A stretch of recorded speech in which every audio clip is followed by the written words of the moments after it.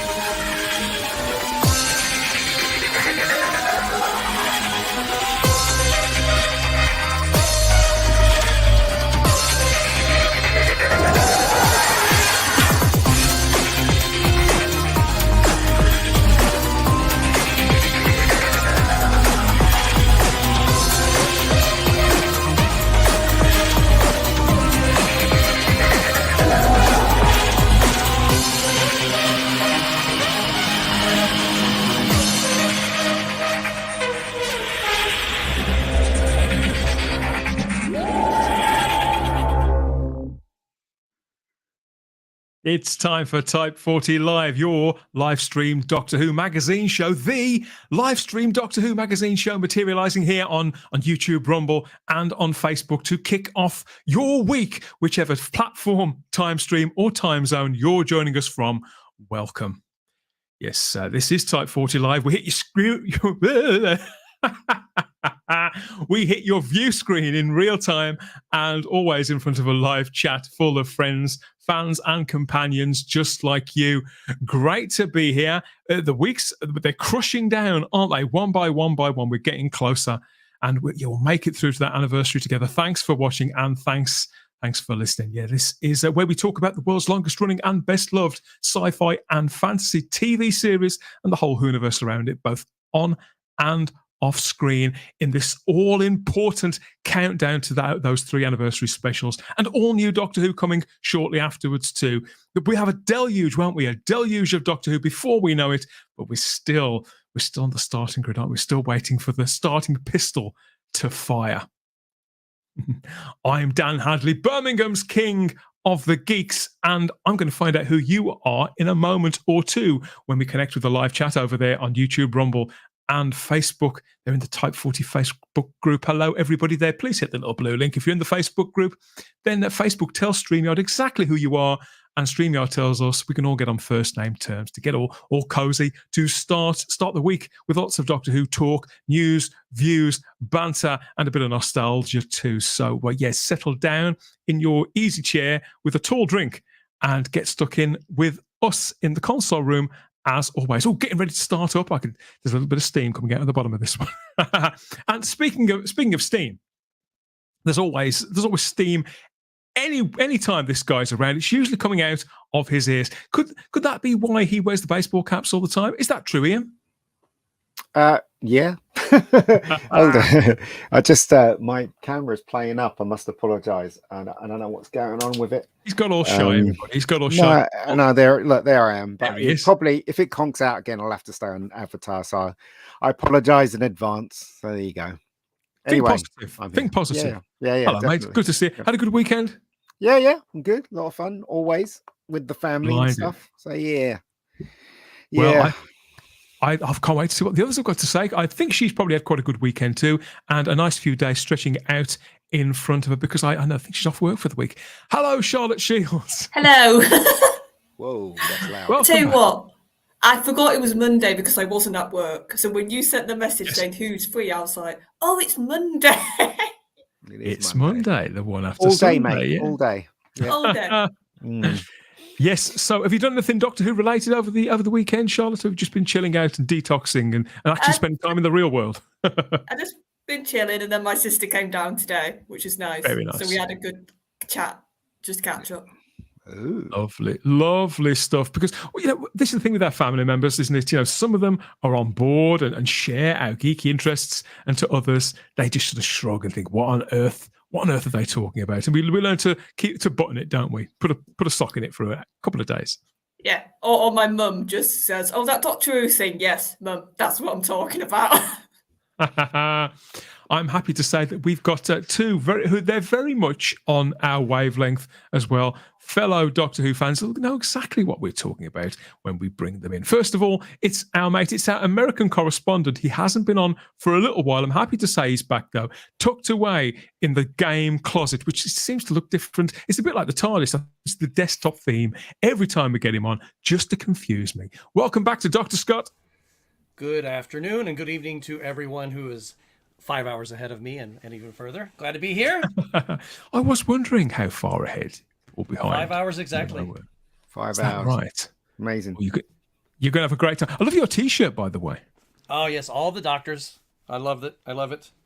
You know, and of course, It's some of my favorites Simpsons. down here at the bottom. Simpsons style, isn't it? Yeah. Futurama Simpsons style. Yeah. My That's wife it. got this for me as I think a birthday present a couple of years ago. So Fabulous stuff. Have you been keeping up on everything that's going on with Doctor Who? as much as I can, because most of the news I get is directly from either your channel or from the Facebook page. So that's if you have it, I know it. Usually. There you go. That's the correct answer, isn't it? Fortunately for you, though, I do have somebody else. He's a crack expert. I know that anything that we'll have missed, he'll definitely be. Expert. Or yeah, not like that. Or like that. Why do these things just come out? It's every single time. Okay. Yes, so I'm happy to say that he's back on the show. We had him on a few weeks ago, but he's been travelling around. He promised to come back on. I know he's been holidaying in Blackpool, so I wonder if he's been up the tower or not. Only one way to find out. Let's ask Adam Martyn, everybody. Hello, everybody. Nice to be back. Great to have you back. You're sporting a rather colourful... Is that a headband you're wearing there, mate? Yeah, just a bandana acting as a headband. I always joke when people say, why have you got a headband on today? Because those who remember me from last time or have seen my channel, I'm known for my rather tall, spiky hair. But on those, there it is. That's what it normally looks like. But on those bad hair days, when it just doesn't go quite to plan. We've had a lot of wet weather recently where I'm from in Yorkshire, so it hasn't quite been possible. So I thought rather than show you the mess of fallen hair, I'd whack this on something nice and colourful. But yes, all well. Well, I'm so relieved now you've said that, Adam, because I think you're the only person in Doctor Who fandom whose hair is spikier than mine. And I think but every time I sort of wax it back up, I think to myself, I think, it's not going so well. I think, no, Adam Martyn would push on through. He'd carry on. Don't give up. But it's good to know that even you have a bad hair day. Yes, it does happen. I always get reminded of sometimes, like you say, you try and make it work, but then there comes a point where I always remember a line from Graham Norton when he commented on Eurovision one year where he said, just because you can do something doesn't mean you should. And there is a point with trying to fix my hair. It's like, yeah, I could, but I shouldn't. So hence the bandana. I remember that line from Star Trek VI, The Undiscovered Country, when the president of the Federation's making that speech. It was Kurtwood Smith, and he says, just because we can do something doesn't mean we should. And also in Jurassic Park, Jeff Goldblum says the same thing. Yep. It goes around, that saying goes around all in the movies. Definitely does. How was Blackpool anyway, Adam? Blackpool was lovely. We seemed to go on the rare occasion. All the locals were saying to us, "Oh, you've come at a great time. There's no rain here. There's no wet. This was just before all the floods from Storm Babette that we've just had here in the UK. Yeah. So we were there at a very, very lucky time. The weather was calm. We walked, on the front, and we went up Blackpool Tower, which I'd never done, which was really exciting. I've got no fear of heights or anything, so I love doing stuff like that, like going as high as you can and looking out across the city. And it's a lovely little place. Shame the Doctor Who exhibition isn't there anymore. I did go to it when I was really little, that Blackpool one, and thinking back by 2006 2007, it was, some would argue it was maybe outdated by then in terms of the space and what it offered, but as a 10-year-old that meant nothing to me. I was like, oh my god, it's point as 10-year-olds do, pointing out what they see behind the display cases. So I have really fond memories of that, but of course it's no longer there. Well, it's good to know the magic was still working for you on that second. That's the second Blackpool exhibition, wasn't it? That was actually along the front. So for the younger people, I remember the original one, believe it or not, when it was tucked away in the basement, which is now a shoe shop. That people, I think, there's regularly fans still have mournful pilgrimages to the site of the old Blackpool exhibition, because that's the kind of thing that fans do, isn't it, Ian? Yes. And they also send in pictures and things to us for our pretty pictures and our gallery and across social media. And I wanted to just mention this because, Ian, quite often we talk about the snacks, don't we? In fact, you normally have a food delivery coming in around 10-15 minutes, don't you? So, Usually. we talk about the weather, we talk about fashion, and we talk about food. Usually we tick at least 2 of those boxes, don't we, Charlotte? But somebody out usually there by like 20 minutes. picked up on it. Yeah, well, somebody out there's picked up on it, and we've got this picture, Charlotte. You're going to love this. This is from M Morris 71, who sent us this on Twitter. Brilliant. So Brilliant. this I was love it. this was what he was doing last week when he was settling down to watch Type 40 Live for Thursday's show. So that looks like a whole, is that a pack's worth of Jaffa cakes there, Charlotte? Yeah. 1, 2, 3. Quite a lot, but that's just adorable. I'm glad I'm inspiring people to do that, because I want to see more of Jaffa Cakes and the Doctor, or even jam tarts and the Doctor. You know what I mean? So it's great, absolutely terrific. This is what our punters are like, Adam. This is the kind of thing that they're obsessed with, as well as Doctor Who.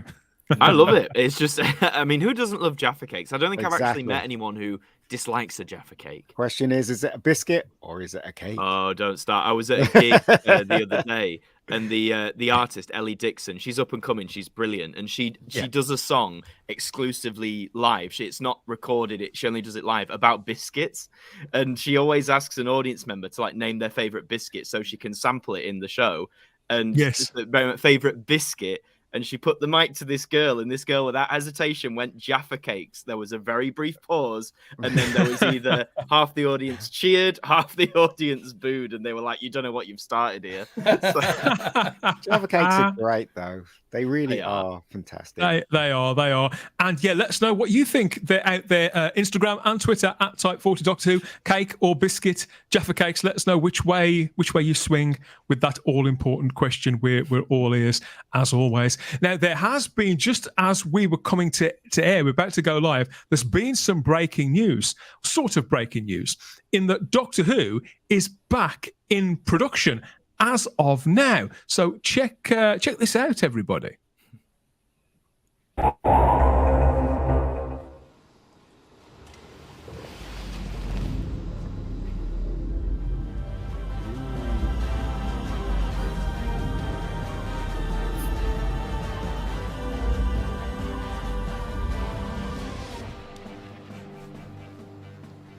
yes. Yeah, this is series 15, started filming today, Adam. We haven't even Yeah. seen series 14 yet. I think it's great though, isn't it? Because, I think fans have long said over the last few years that, the dreaded gap year, as it were, and people saying, why can't they make the lead times better? And, we don't know what goes on in the production slate, but the fact that the Shooty second series, as you say, is starting production now, well before we've even seen him debut as the Doctor, I think it just in terms of that lead time is fantastic, because I think Russell said somewhere, didn't he, that he wanted to get Doctor Who annualized again. I think That's right. I'm certain I've read that. So It was one of his wish list items. yes, that's the one. That was his wish list items. And I think the fact that production started now just goes to prove that might actually be happening.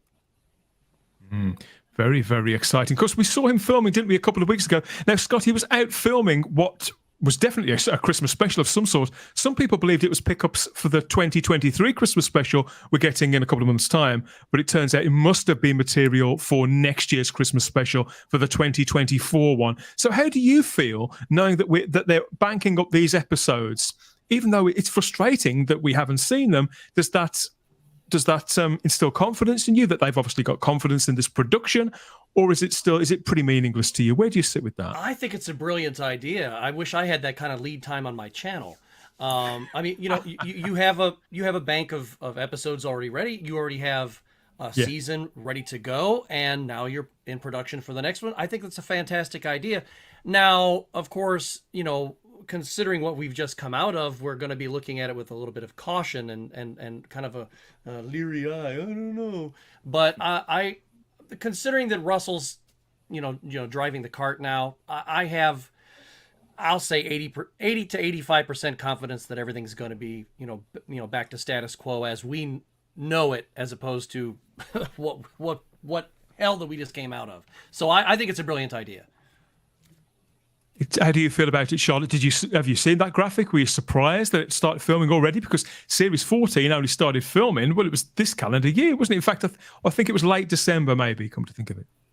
I didn't see that graphic, and it's nice because usually we just get a clipboard telling us, so they're putting a bit more production in, which is nice. Yeah. But I think I'm more happy that Shooty's going to get at least 2 series, because I think an actor needs more than a series, personally, as a Doctor, to properly settle, to properly have that arc of character development. Whereas Chris did brilliant in his 1 series, but we said we would have liked at least to have another series, so then you could like explore more of that Doctor. So I'm happy that Shooty's getting more time to explore his Doctor and to hopefully build on it and to develop it, because I think it's a relief almost for you to know that he's going to be there. Yeah, I think purely just for, like I said, the actor. I think the more time you can give an actor in the role, if they're good enough, the better they'll get, and the more you'll see of that Doctor develop, which is always good and what we want to see, really. God willing, the material's up to it. Ian, there was a rumour that Shooty was only going to do the 1 season. And I was never convinced that was the truth, not with the plans that they were talking about. Did you hear those rumours? And what do you think about this? They're already out there filming, get another run. Well, it's hard to get excited when you don't know what you're going to get. So this is the thing. So, I'm nonplussed about it. I mean, that was the cheapest bloody thing I've ever seen. All they did is wheel the TARDIS in and wheeled it out and kept the camera in the same place. Oh, oh joy. Do you know what I mean? Everybody's really, really positive about it. I am positive about it, to tell you the truth, even though I don't sound positive. No, you're pragmatic about it. I understand. Yeah. So that's what I'm saying. I can't be excited about something I haven't seen.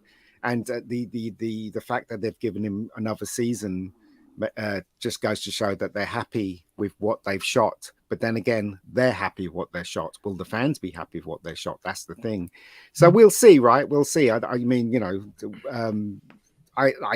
I keep saying I hope Shooty wins me over, but as far as it stands right now, the stuff I've been seeing, I'm not excited about anything. And quite frankly, I tell you what, though, mate, it's reassuring that there's going to be plenty for us to talk about here on Type 40 Live and Type 40.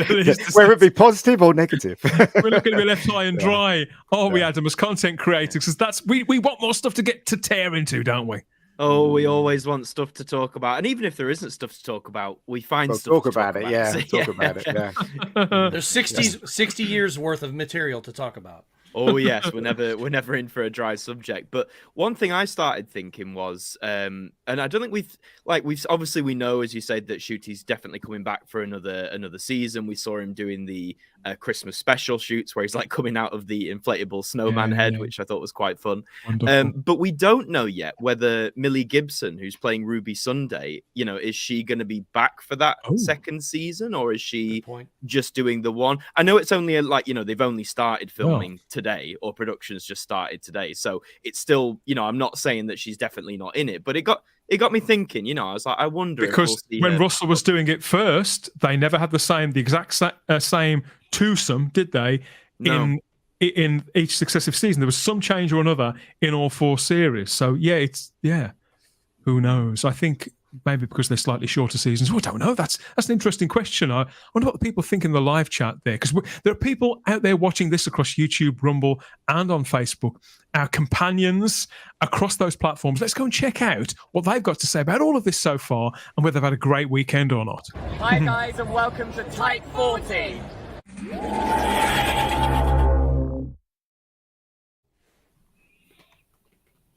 Hello, everybody out there, whichever platform you're on. Let's get stuck into these messages. We've got quite a few, I'm happy to say, including one from Kelly, who's in the Sunshine State. Is that a state of being, Charlotte, or is that a place? What do you think of this? LA. It could be both. Could be both, yeah. Probably I've LA. been in a few states in my time. It's LA, is it, Ian? Probably. Yeah, it's California. California, yeah. I've got a countryman there on the bottom. I totally forgot Scott. And we've got one here from San Francisco as well, courtesy of the time scales. And Lord Thoth is here too. It's just with a hi, everyone. Hello, everybody, says Peter Harrington. Hey, Peter. And we have Paul Toastland in there too with a hello or hi, Paul. Hello, Paul. Good to see you. It's Dalius is here as well. Fantastic. So always make Dalius blush, I think. But fantastic fan artist. Love your artwork, Dalius. And who else is here? It's Paul again. Great lineup, says Lord Thoth. Well, thank you. Thanks for being there. Kind. John from Daleks6388's in. Hiya, John. Good evening. Happy to have you there. And we've got we've got hearts. You've got hearts and glyphs and all sorts of stuff. That's for us. Music. Is that all for us? Music. I hope so. I'm taking it. Whatever, Ian. I'm taking it. That awful music, says Paul Toaston. It can't possibly mean the Type 40 Live theme tune. It's the best theme tune in all of Doctor Who podcasting. Everybody knows that. I agree with that. Dahlia says, I'm putting my custom TARDIS in that prop store as we speak. Custom TARDISes? Well, I see what he's doing. Well, let us know. You'll have to tag us in that one, Dalius. I want to see any artwork that you're creating. Jaffa cakes. Yeah, yes, if Jaffa cakes are in there, it's even better. Right. Ian will definitely be retweeting it from now to the end of time. Everybody's a critic. Look at this. Peter Harrington says about that clip. They're talking about the clip there of the TARDIS, the announcement of Series 15 beginning. It should have been the lights up underneath, disappearing, and then the sheet drops. That would have been quite cool. You should send that to them. Should send that to them, Peter. Yeah. It looks like that was rushed anyway. Somebody had the bright idea. Oh, let's do that. Let's do the TARDIS because we're moving it anyway. So that's what they did. You know what I mean? So it's like you know what I mean. You know what? You can only fool people so much. Do you know what I mean? I mean, I'm not happy with what we're getting out of Doctor Who now. They've just given us cheap rubbish, man. There was a video I did a short while back for a different channel. My daughter, I think I may have mentioned, we do PCB wave spots, and my TARDIS is in a storage thing not too far away from home here. It's it's just a storage cupboard, but there was one that was open, and I'm like, okay, I'm not going to take my TARDIS apart and move it just so I can show this empty thing. So I was like, well, let's go see if any are open. Well, you're a filmmaker, Ian. What did I do? I found one that was open, and I put it in the same angle, and it disappeared. Exactly. Very, very simple trick. Yeah. There you go. Good stuff. We've got a comment from Ada McGeer here who says, I'm so baffled why I've kept hearing people think this is a good thing. There's no room for any level of course correction if Series 14 ends up being not great with various elements. No, of course, that is true. There are definitely two sides to this coin, Ada. I think it's just relief to see belief in the show again, Ian, and the machine actually keeping that momentum. Again, right? I am positive about. I'm not sure about Shooty at all. There's my camera going. Not sure about Shooty at all, but I am going to be watching it, and I do have my fingers crossed that the series is going to be brought back to the way how we know Doctor Who. So fingers crossed, right? So there you go. It can't get worse, can it? I mean, maybe. Instagram and Twitter at Type 40 Doctor Who. Can it get worse? A bunch of Wallace says he's not a big enough actor to just do one season. No, but I keep being told how huge he is, and again, Adam, we've got this thing where.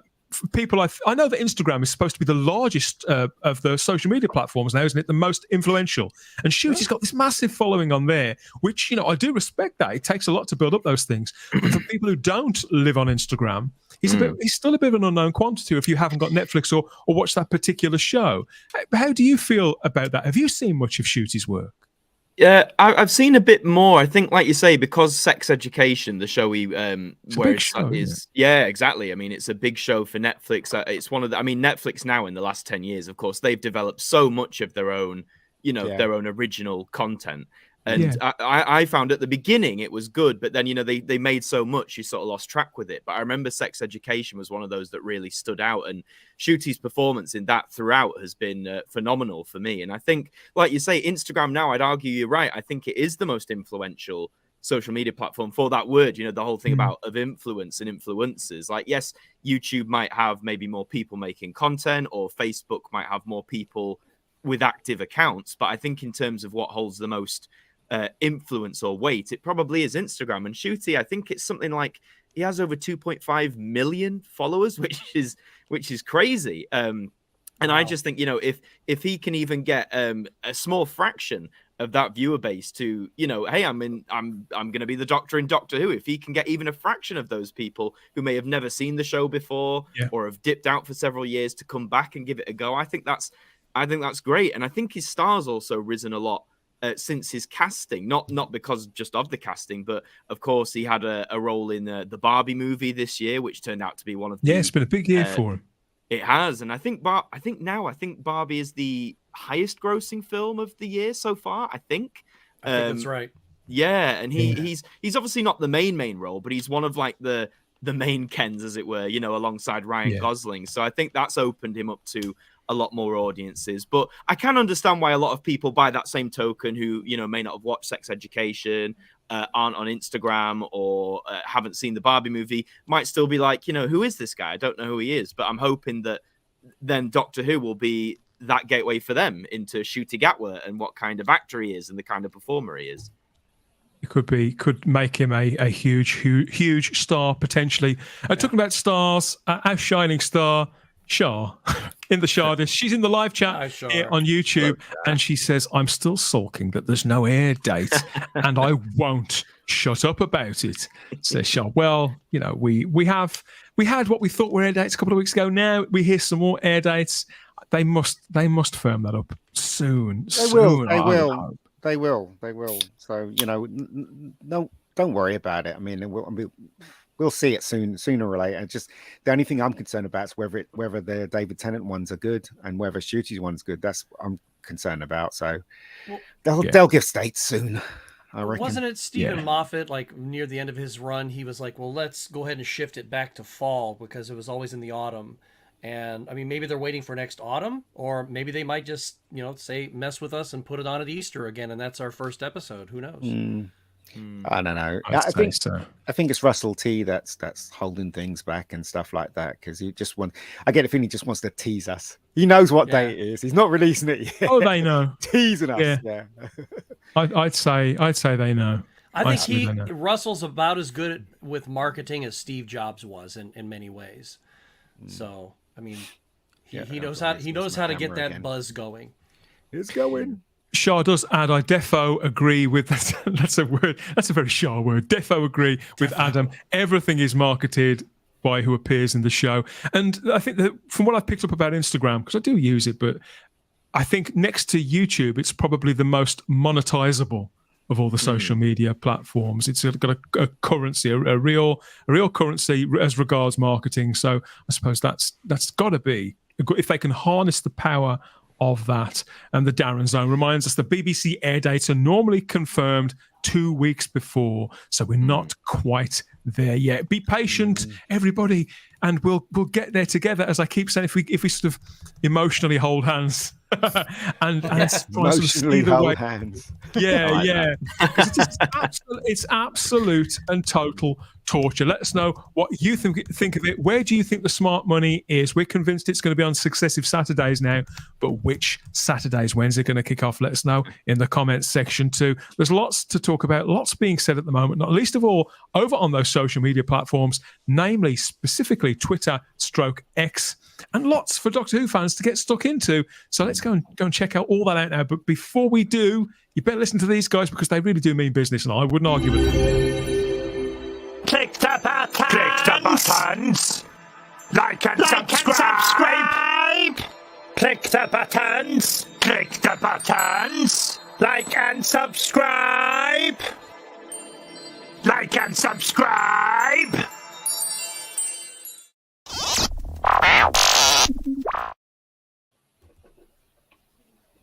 Yes, what's been trending, everybody? What's going on out there? Well, I'm happy to say that trending this weekend has been Strictly Come Dancing. Now, are you aware of Strictly Come Dancing, Scott? I've heard of it, but I've never seen it. It's known as Dancing with the Stars in America, isn't it? This show. Yeah, that's the one. They pair up celebrities with professional dance partners, and they annoy the nation for about 3 or 4 months, as those who are so inclined place their phone vote to decide who's going to go through from the one round to the next, and all that kind of thing. It's nice if you like that kind of thing. Adam, where do you stand on dancing on a Saturday night in sequins? Do you know what? I don't watch Strictly ardently myself, but if I'm with my partner Rebecca, she loves Strictly, and I must admit, if we're watching it together, like I do get into it. You know, I think it's one of those programs where you might act like, oh, you know, I'm not bothered about this, but if you're watching it sort of, you know, in the background, With friends, with family, yeah. That's it. You catch a couple of dances you like, and then you think, oh, they should. And then when they don't do well, you're like, that's outrageous. They should have got 10s. And then you're reminded, I thought you didn't care about this show. And you're like, oh, yeah, well, you know, I don't. But no, I don't mind Strictly. I don't mind it at all. It's a bit harmless fun. I mean, it amazingly, after 20 years, still like the 20 years, is it?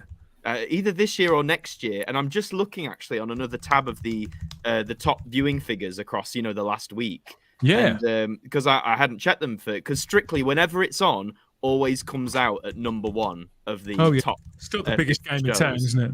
That's right. And I've just had a look now, and it is still number 1 with 8.4 million viewers for the week between the 9th and 15th of October. So it's still got its audience. Everyone loves a little dance, according to Michael here in the live chat on YouTube. Thanks for that one, Michael. Yeah, even Doctor Who fans have been known to have a dance now and again. And obviously, we do watch. It's the kind of show we do watch. It's a very communal show, I think. But some Strictly Come Dancing viewers were left a little stunned when an unexpected face was caught on camera. Now, this was during a dance between. Let me get this right. The actor Nigel Harmon and the professional dancer Katya Jones. So they were doing the foxtrot, and it was the second performance of the night. And as they were sort of talking, doing the sort of face-to-camera thing with, what's her name, Tess Daly. So there it was. They've got the audience sat in front of them, and people were looking at her, and then their eyes were drawn to a face there, slightly to the right, and it's Doctor Who and Harry Potter star David Bradley, aka Bradders. Yes, he's there Bradders on the front row, and people were like, "Whoa, what's he doing there?" And it turns out, had you spotted this, Charlotte? Do you watch Strictly? Did you see this? No, I don't watch it. Like, I watch if they do like a big special dance, like after the fact, but I don't watch it properly. So no, I had no idea who was in the audience. And there he is. Now, it turns out that David Bradley, of course, he is not only is he, well, it's the third actor who's played the first Doctor in Doctor Who. Now, there he is. Look, 81-year-old actor from York in England, and he looks positively thrilled there. But it turns out that he and Nigel Harmon are old friends. And I thought, well, I can't remember ever seeing them in anything. And then I thought back. Turns out they were in a comedy drama series on Sky called Mount Pleasant about 10 years ago. It ran for a few years now. And I did watch that show. And David played a very different character. He sort of played an old biker, that kind of thing. Very, very different from the part that we know him most for. But isn't it lovely? And look at his little face there. It's nice to see him there, isn't it, Charlotte? He's positively thrilled for his friend. Oh, he always looks so happy. Yeah. And it's just, for me, it's weird because I've said this before, I knew him for Harry Potter. That was my sort of thing. And he played a right miserable character in that. So whenever I see August now, Filch was the character, wasn't it? Yeah, he played like the grumpy caretaker who all the kids hated. So whenever I see him now, he always looks smiley and happy, and he looks like a bloke you'd want to have a pint with, honestly. But yeah, this was trending all over the week. Is that David Bradley? Yes, of course, it's David Bradley. We are more accustomed to now seeing him like this, aren't we, Ian, as the first Doctor? Obviously, he played William Hartnell 10 years ago now in that docudrama, but first took the role of the Doctor proper in Twice Upon a Time, the episode that saw off Peter Capaldi's incarnation of the character nearly 6 years ago now. Can you believe that? Wow. Yeah, it's crazy, isn't it? He's a good actor. He's been in a lot of American stuff as well, so he's been around the block more times than you could mention. So that vampire show, The Strain, he was in that, wasn't he? Yeah, he's a good. He does a good version of the first Doctor. But obviously, what they did to that Doctor and Peter Capaldi's Doctor and that episode that was mentioned was disgusting. So we won't talk about that, though, will we? So there you go. We've spoken about it several times. Yeah. Nigel Harmon, who's his friend who was dancing, if he was my pick or one of my picks for the 14th Doctor on the very first Type 40 live that we did, that Save the Show that we did. Do you remember? He has no idea what I'm talking about. Yeah, so I've always thought that he would make quite a good Doctor, but yeah, David Bradley, I think he's a class act, and always happy to see him back anywhere near Doctor Who. And I just love the way that fans really have taken to him, Charlotte, even after really quite minor performances. I mean, particularly the last time we saw him, which was in The Power of the Doctor, wasn't it? I think though, it was just that performance in Twice. I at that point, I'd probably seen bits of the first Doctor clip, so I did have a reference point. And I just think he perfectly, for me, and I think for a lot of people, he just captured the spirit of Bill, and the sort of, what was lovely about what he did was he got the grumpiness, but he also got the softness and the sort of care that the first Doctor always had. You just had to look for it. And barring all the writing stuff Ian was talking about, I just think the performance he gave was spot on, and that's just always stuck with people now. But the two of them that played the first Doctor, they didn't try to copy William Hartnell, did they? They just did their own thing. Yeah, and he also very much did his own thing, which was good. Yeah. So and it's I agree with that on the Essence angle. Like, because one of my first classic Who experiences was the Five Doctors, and I think I watched that before I'd seen any William Hartnell story properly. Like, I'd seen clips, but I hadn't watched any William Hartnell story properly. And even though I knew, even, you know, at 8-9 years old, I knew and figured, you know, could tell this was a different actor. That wasn't William Hartnell. But for even just from what I'd seen clip-wise, Richard Hurndall's performance really grabbed me as a new viewer to classic Who. It made the first Doctor, I think, very accessible for you. Not that William Hartnell doesn't, but I think considering I came to Richard Hurndall first properly before William Hartnell, I thought he did like you said, he captured the essence of Bill Hartnell, just as David Bradley did. Yeah, definitely. But if you like Five Doctors, you should see the new version of the Five Doctors, which is absolutely brilliant. So, is that the 40th anniversary one? Yes. Yeah, I watched it. It's great, isn't it? Absolutely. There was another one. Looking at the at David. I don't want to get talking about the Five Doctors now. We will I know. For another hour, won't we?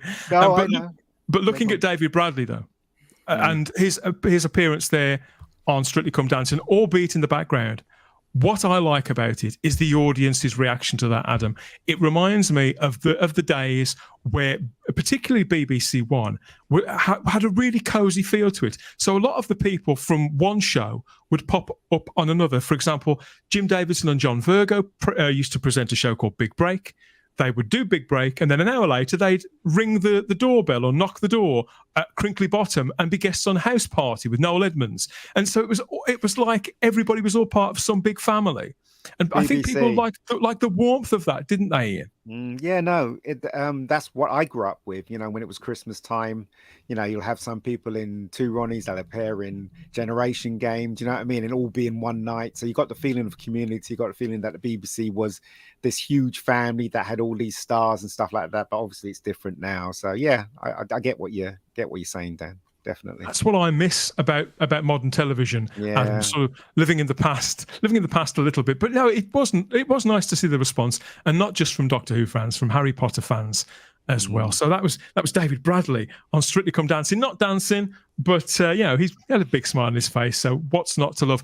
Speaking of David Bradley, today, this very day, so the 23rd of October 2023, it marks a whole year since the last time David Bradley was seen on screen in Doctor Who, when the last production, New Doctor Who, reached its feature-length conclusion with The Power of the Doctor. That was the BBC Centenary special that premiered on BBC One that night. A whole year, Charlotte. Can you believe it? It's amazing. And that's the thing. Of all the stuff that has stuck, if anything, it was the classic Doctors for me.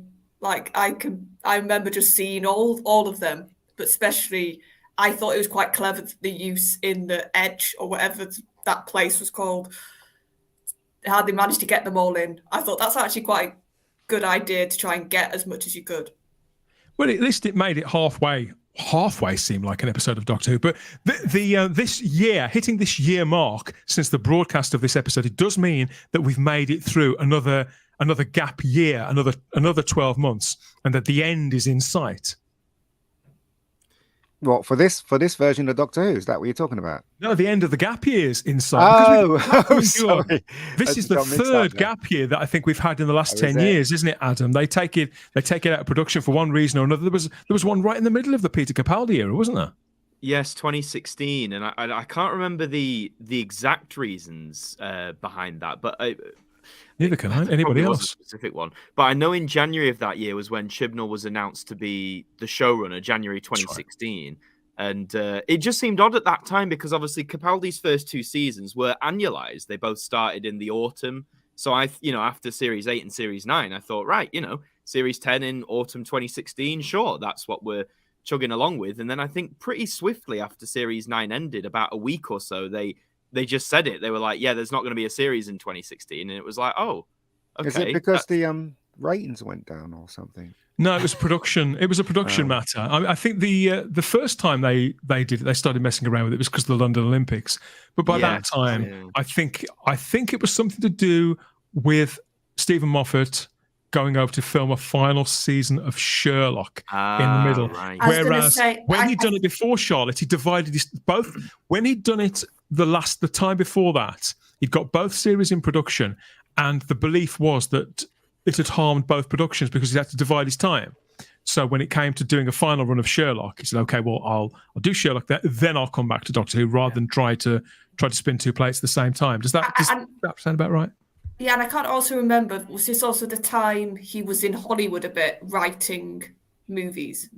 There was a time when Moffat had Sherlock. He worked on Tintin, didn't he? Yeah, Spielberg. And a big Hollywood movie, so I think it was pure burnout from my memory. Well, it's interesting how the contract that he signed with the BBC allowed him to go and work for Spielberg, even though he was in charge of Doctor Who, and Doctor Who's season was cut. That's just crazy. That's crazy contracts. That's what it is. Because Americans would never do that. They'll sign. That's why Pierce Brosnan couldn't play Bond, because he was signed up for Remington Steele. Same thing with what's his name? You know what I mean? They got their solid contracts, the Americans, haven't they? The British people seem to just, I think, Ian, that Spielberg. I think Spielberg went after him for the Tintin project before he took over show running for Doctor Who. I think it took that long to happen. Really? I think he'd already completed at least one draft of the Tintin film, which I think came out in 2012. So I think it was a very long production period, and we didn't get it. I think that it had filmed sort of 2 years before we got it, but I could be wrong. So all this time later. And we're 12 months on from the regeneration, the big regeneration, where the 13th Doctor was gone in a burst of flames at last, replaced by the 14th Doctor there with his brand new suit. And this still seems like quite a fresh image to me. In all sincerity, I'm fine. It turns out that the last 12 months has gone quite quickly, and I can't quite believe that this was a year ago, Scott.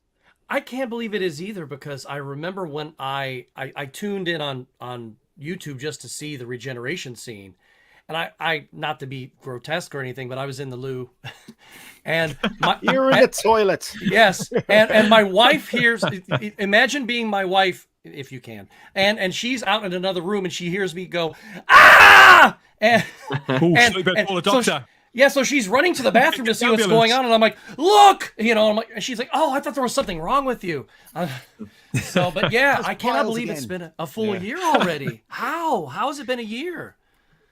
Yeah, crazy. It's terrible, isn't it? Sorry, have you ever been tempted to go back and rewatch it, Scott?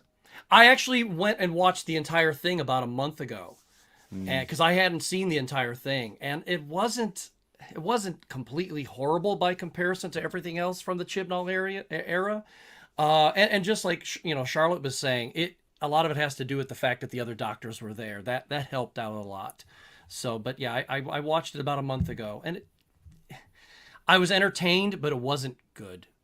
The best part was the end.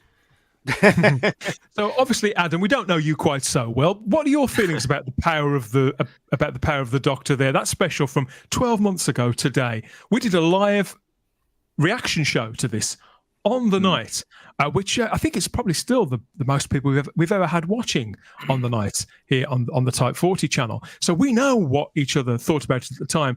Obviously, times do change, feelings do change over time, don't they? So what did you think at the time, and have you been back to it since? I have been back to it since when I watched it on. I didn't actually see it on broadcast because I was in a acting project at the time, so I couldn't see it live with everybody else. So I did that thing, you know. I had my phone on flight mode. I didn't turn it back off until I got home. And the first thing I did, I was like, "I'll have my dinner later. Like I need to watch this right now." And when I watched it for the first time, as I try and do, like I just want to sit and absorb it. I don't want to try and think like, you know, analytically about it or anything like that. And honestly, just go on for the ride. Yeah. And honestly, I had a lot of fun in those 90 minutes on that first viewing. I was smiling a lot, like saying classic Doctors coming back, the Ace and Tegan being there, Kate Stewart and Unit. And there were lots of like little moments that I loved of all the then incumbent cast as well, like for Jodie and for Mandip and Sasha's Master and stuff like that. I watched it again the next day for a more analytical viewing, because I think I did a video for the channel about it, and I still had a lot of fun. There are moments in it where you sort of think, okay, you know, why did this happen or why did that happen? And as we do, with why the hell am I watching this crap? That's what I thought. Go on. They still haven't fixed this show in 60 years. No, but on the whole, the word I would just summarize Power of the Doctor with, for me personally, is just fun. I have a lot of fun watching it. I can sort of switch my brain off and just sit back and enjoy those 90 minutes. And I watched it about, similar to you, Scott, about a month ago. I rewatched it. I was rewatching all of those, the specials leading up to the end. And yeah, it's definitely the best out of those three specials, I think, from 2022. And yeah, I'd still say that. Just a lot of fun, really. Probably fair. Yeah. The timescale says to me the Power of the Doctor seems much longer than a year ago, which is odd. And Kelly says, I have not watched it again. No plans to either, except that I did become addicted to Rah Rah Rasputin for a couple of days and had the Boney M video on a loop. Yeah, I thought that was a great moment for Sacha Dhawan. No, I've never rewatched it in all this time. I thought it was an absolute S show, made tolerable only by Sacha Dhawan, quite frankly, and Sophie Aldred as Ace. So I thought really lifted it. The rest of it I thought was noisy, stupid, nonsensical, and a scandalous waste of the license fee, quite frankly, Ian. But I'm happy that we've moved on. I'm happy we've actually nailed down a year of Jodie-free Doctor Who, and now I think we're very much on the threshold of something that's so promising, that can really bring fandom back together. And hopefully get the punters, get the general audience queuing up to. I think that's what we all want for Doctor Who to regain its popularity after such a time in the doldrums. I think it was probably did cap off the production okay for the people who were into it, and I would never wish to take that away from them. Of course, I wouldn't. But let us know what you think of the Power of the Doctor and that 12 months that we've had in between. Does it seem like 12 months to you? We'd love to know. Let us know in the comments section and on social media, Instagram and Twitter, at Type 40 Doctor Who. While you're doing that, please like this video. Like and subscribe to the channel. Check you're still subscribed if you thought you were, because, you know, YouTube can be funny like that. And hit the cloister bell to get all the notifications about what we're doing next and when we're doing it. There's more podcasts coming your way, podcasts and live streams. And you can check out all the older podcasts. They're up there on the podcatcher of your choice, as well as in video form here on the Type 40 channel too. More Type 40 Live coming your way with regular intervals as we get closer to that anniversary. There's going to be a lot to talk about over the next few weeks, and we'll try and keep up. As soon as we know the dates, it does help. We can work with. We need dates to work with, don't we, Scott, when we're making content? But you know, we'll hang on in there together. Absolutely. We also need Jaffa cakes. Yes, Jaffa cakes. Jaffa cakes are a must. I think I'm going to have to start getting them in and having them on a shelf behind me or something. I think they should be the official snack of the show. What do you reckon? Do they sell Jaffa cakes where you are, Dr. Scott? No, I've never heard of them. So, well, just like Jammy Dodgers. I've never had one of those either. Oh, you never heard of they don't sell Jammy Dodgers over there? No. Oh, no, man, that's terrible. I know, right? I have gotten a hold of Jelly Babies though, because do you know what? I heard that the Doctor Who production team watches Type 40, and if you see Shooty eating Jaffa cakes, you'll know that is true. I bet That's the sign. He'll be eating some Jaffa cakes, and you'll know. If the team watches and they would like to reach out to me to send me some, Yeah. please, by all means, I would enjoy that, and I'll even share them on one of my live shows. So. Timescale says so. Dan loved Power of the Doctor, wonderful. And Woodhouse 122 says I rewatched all of the Whittaker episodes this year and struggled, especially with the Power of the Doctor. And the Timescales, he was a fan too.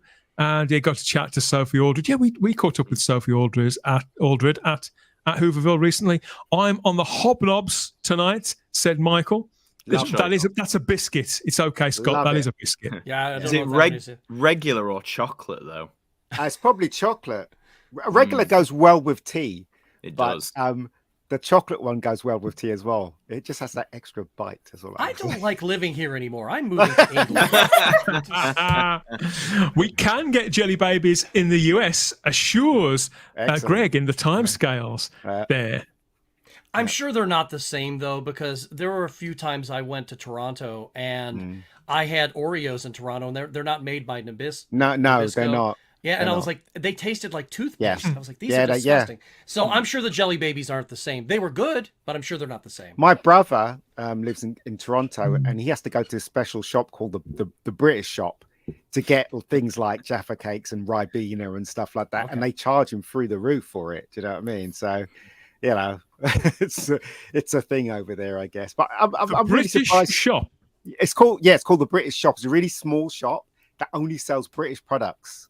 It's just That's fantastic. Yeah. They got one in England as well that sells only American stuff like Hershey bars and what is it, Twinkies and stuff like that in the West End. Yeah. I have to interject. I have a friend from Germany, and she actually brought me German chocolate from Germany. You don't want Hershey's. Yeah, Hershey doesn't taste You live that close to Germany, don't buy Hershey's.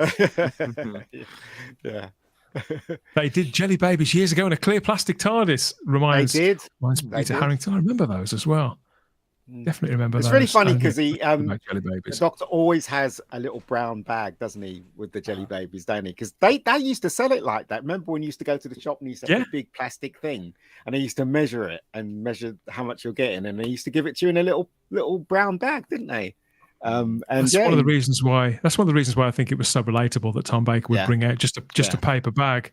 It wasn't anything flash, just something you could see in any corner shop, or any pick and mix where you could sort of tip them in yourself. That's part of the charm of it. When he offered it to Davros, and Davros was like, yeah.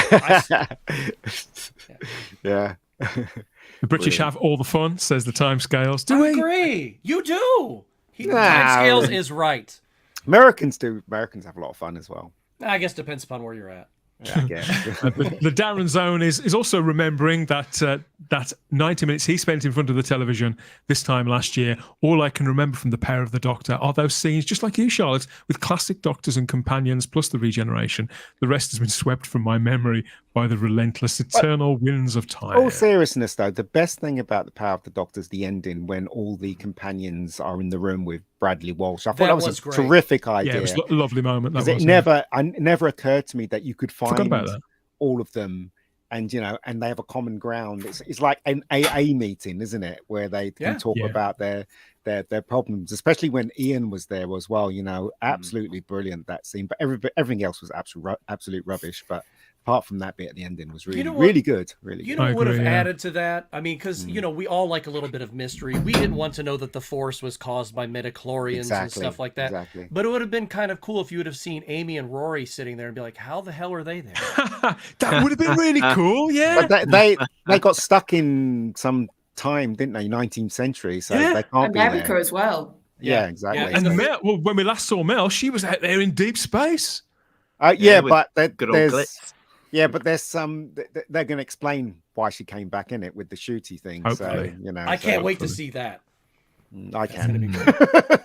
She wasn't one of my favorites. Yeah. Speaking of favorites, Ian, something that's bound to make you feel a lot better is what's coming up now. Your favorite part of the show, in fact, because this is the moment where if you are, how can I put this? bladderly challenged.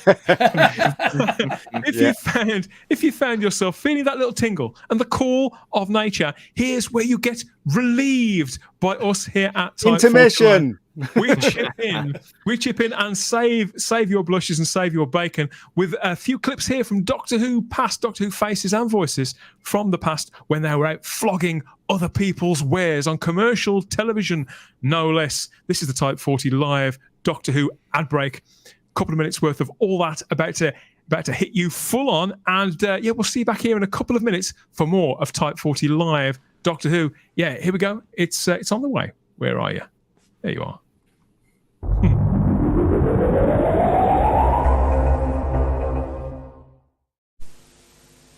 Peter, now you must be able to help. After a cup of coffee. You've got the message. It's that special blend and roast that gives Nescafe that unmistakable, richer, smoother Nescafe taste. There is only one Nescafe. Unmistakable. Even with your eyes closed.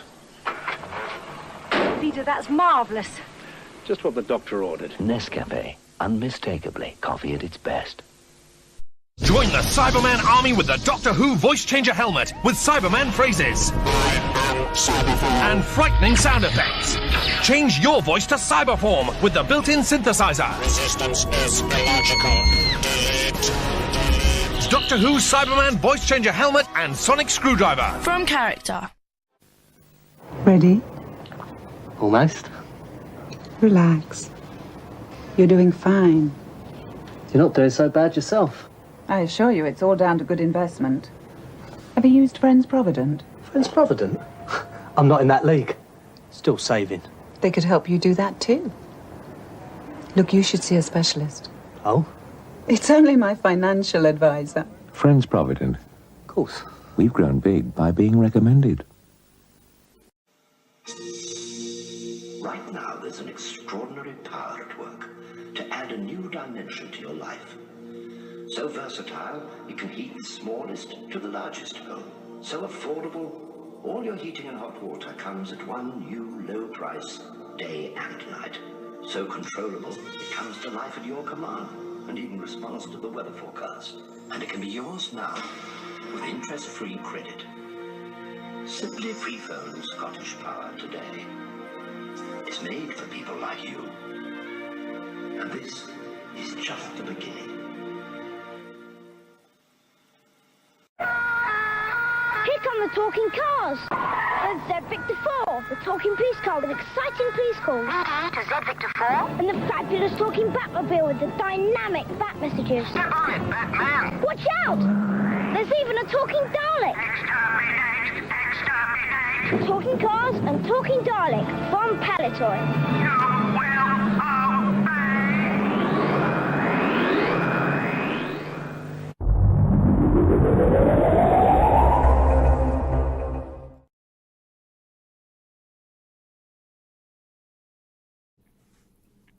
Type 40 Live, your live stream Doctor Who magazine show. I'm still here. I'm still here with the panel while we've been getting stuck in to the week in Doctor Who. Lots of little teases for what could be to come and looks back at the past too, with a live chat full of our friends, fans and companions out there. Thanks for joining in. Please like the video, subscribe to the channel and hit the cloister bell to get all the notifications about what we're doing next and when we're doing it.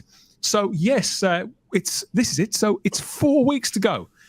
They've got to give us something in 4 weeks, Adam. This is how we don't know what we're going to be getting. We don't know when we're going to be getting it, but it is 4 weeks to wait now until the anniversary date itself.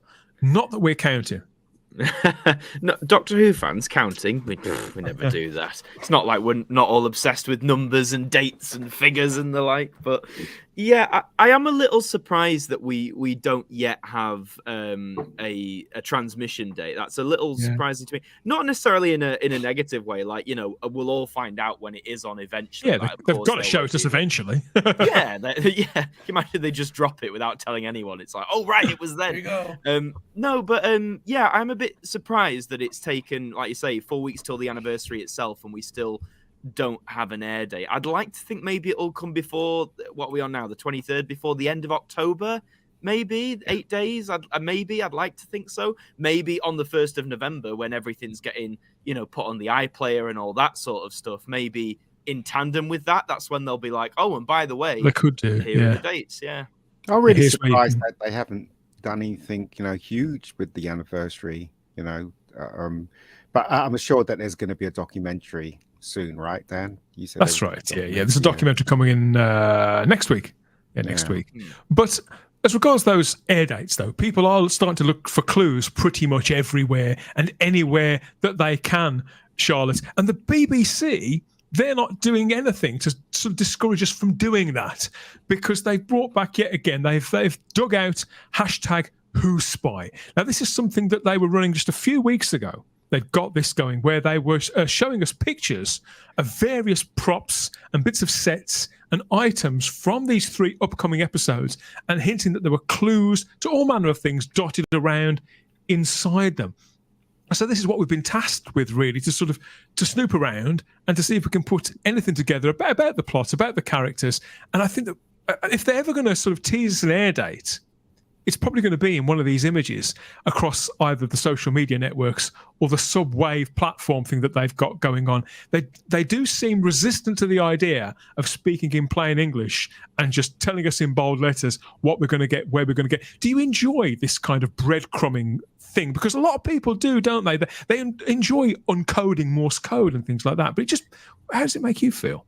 I enjoy if it's part of a whole picture, that makes sense. Whereas if there's other stuff to go with it, I think, it's good fun to put a picture on Twitter and say, have a look. Yeah. But I just think if this is the only thing they're doing, which I do feel like they've fallen a bit too much back on this for fans, because like I've said before, Doctor Who has got such a large fan base of ages, of walks of life, of different people that watch the show. I think a good chunk of the fan base probably don't care, if I'm being honest. Yeah. That aren't like the social media or that type of fan. If they just watch it when it's on telly, for example, then they would have missed a good chunk of this. And I just think the BBC's a little bit daft having so much be on this type of marketing. Do you think they assume that we're all permanently aware of Instagram and X and all these places? I think, because we've said this before, the BBC is desperate to get that younger audience. So I think they seem to aim so much at that, when actually a good chunk of the people who still have a license fee, who would still watch something, are like the older, higher up, than aren't so much into streaming, basically, who aren't into being on Instagram or looking at these sort of things. I think the problem the BBC's got, and every channel in the entire world has got, is that the generation of today, they don't think like we used to when we were younger, and the whole playing field has changed with the social media and stuff. Instagram, kids now would rather watch a 3-minute thing on Instagram rather than sit and be patient to watch a series of 24 episodes and stuff like that. I know this because I have nieces, and that's what they're like. So to actually get the kids of today to sit down and watch Doctor Who's a tall order, a very, very tall order. So it doesn't matter how hard they try, the whole aspect of this youth today is moving forward in another direction. That's the struggle Doctor Who has got. With us, we will sit through it, but with the new generation, I don't think so. With the marketing, though, I'm not sure if it is specifically the youth. I think it's different kinds of people who the kind of people who like going to escape rooms, for example. Adam, there's nothing that I would find more boring than that, when they shut you in a room and you got to solve lots of puzzles and things like that. It would just frustrate the hell out of me, and I'd end up sort of sulking the entire time. But a lot of people love that stuff, don't they? And like to be breadcrumbed this kind of marketing. But there's also a school of thought that believes it's a bit like being set some homework. Where do you sit with it? I'm very much on the, obviously to play down the middle, but because it reminds me of before, 2005, 2006, when I first got into Doctor Who.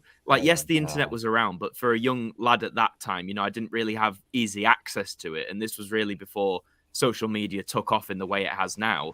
So my main source of as you say, breadcrumbs would be literally things like Doctor Who magazine, and that was it. Do you know what I mean? So like I'd get that month's issue and think, oh, are they going to tell me the air date? Oh, they have, great. And if they didn't, it was like, okay, I'll see if they do next week. So I think growing up like that, the whole thing about, you know, who's spy, I think it's a neat idea. I'm not particularly bothered about it myself. Like, I'll check out what the pictures are, but I haven't read, you know, sort of that deeply into any of them. It's more been secondhand on X or Twitter, you know, people saying, oh my God, like, look in this picture. If you look in that corner, you know, you'll see X, Y, and Z. I haven't done that myself. I look at the picture. Oh, that, you know, that's cool. I move on. So it's not that I don't think the marketing's working on like me per se. I just think, like you said, the BBC and any channel has such a tall order these days in trying to get those younger audiences in. And I just think they're throwing whatever they can just to say, well, you know, we've got to try something. So, and social media is where a lot of younger people congregate. And I think this is just, you know, the rumination of the efforts. Whether they're good or not is up for debate. But I think that's why we're getting things like this. I think the Asian market has got it right, because they have, I don't know what they do, but they have shows that are on, you know, it's very short. And if you, I saw a video once where people were on the train. I don't know whether it was Japan or China, and they're all looking at their phones, watching a TV show on their phones.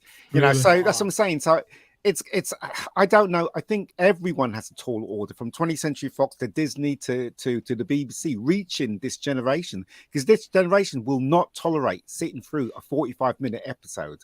And believe you me, I've tried my best to get my nieces to sit down and watch Star Wars, or last thing they watched was Back to the Future, and they were so surprised that they enjoyed it. But I had to force them to sit down to see it.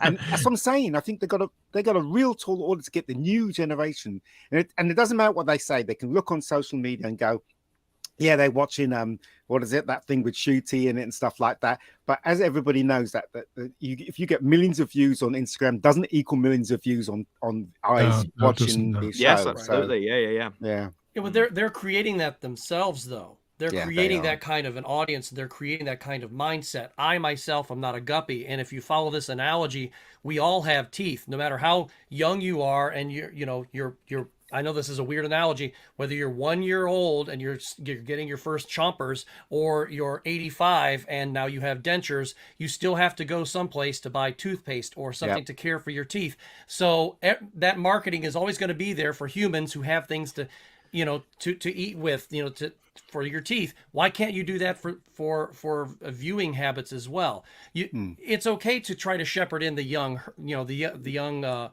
young herd, but don't forget about everybody who's already in the paddock there. That's right.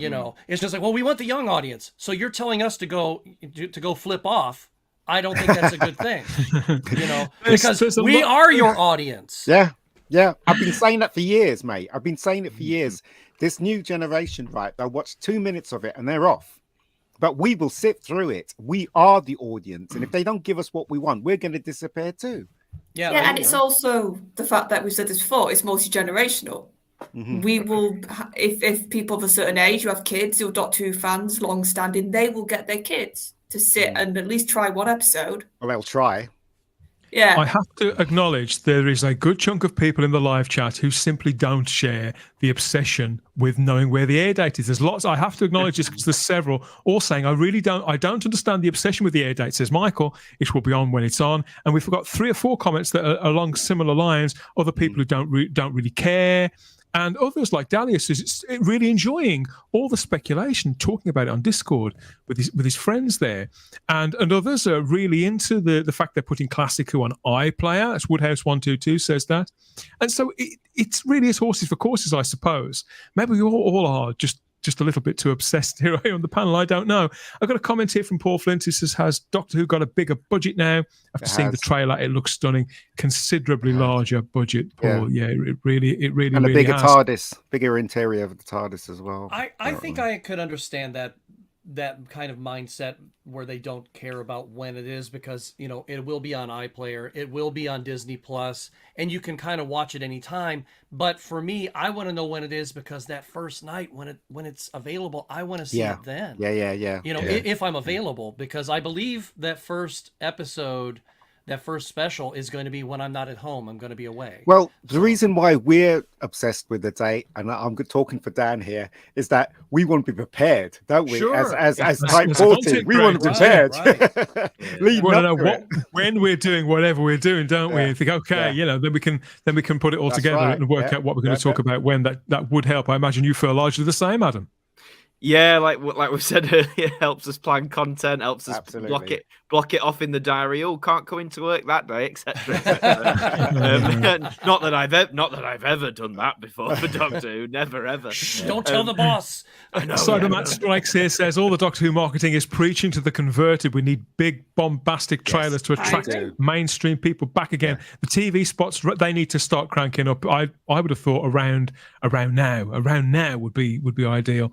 But in lieu of anything actually concrete, we have got these images to look at, courtesy of Who Spy. We did this a few weeks ago with our friend Adam Martyn, the Geeks handbag, stroke the big blue box guy. So he was on. We went through about 7 or 8 of these. We've got some more to look at this time. Now, this is Who Spy, which was originally something on the BBC website back in 2005, 2006 time, in the Russell T Davies 1 era. And they brought it back, but across the social media platforms instead. And they promised to be our very own spy on set during the filming of Doctor Who. And there were several posts 3 or 4 weeks ago, and then they stopped. I think I mentioned it on the show last week or the week before. Why has Who Spy stopped? Well, they're back at it again now. And here, this was the first brand new one. This was put up about 10 days ago with the caption, "Do not be caught reading classified unit documents. Trust me." And we've got a desk there with that looks like one of those coffee tumblers there, Scott. A bit like yours. There's a TIE fighter. A TIE fighter. Yeah, where's that? The logo looks like a TIE fighter. Oh, bloody hell! Doesn't it? A bit. Oh, a little bit, I suppose. Maybe. So that is a unit classified documents folder. And there's a post-it note there attached to a monitor, which is meeting at Tuesday. Look at the monitor, though. What is that? 80s monitor? What's going on there? Well, maybe he's travelled back in time. Who knows? You never know. But what I'm attracted to more so, I have to say, Charlotte, is the umbrella. The umbrella. Yeah. Yes. It is quite like by itself, isn't it? Almost like it's purposely placed for your eyes.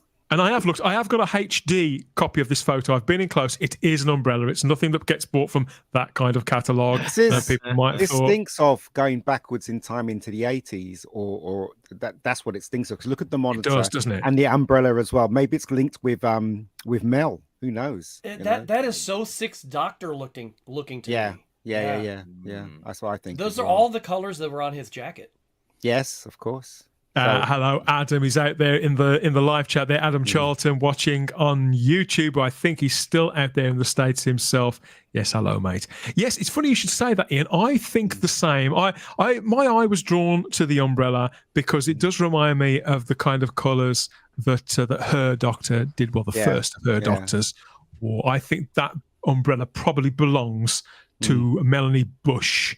Originally from Peace Pottage and then from out in deep space, and now I believe she's back working for UNIT. So what do you think? Do you think that could belong to Mel there, Adam? You think it's likely?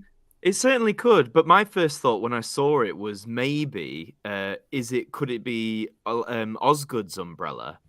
Because we know Osgood, she wears a lot of the Doctor's clothing. And like you say, it could be an allusion to the Sixth Doctor. And obviously, we haven't had Osgood for some years now in the show. Thank God.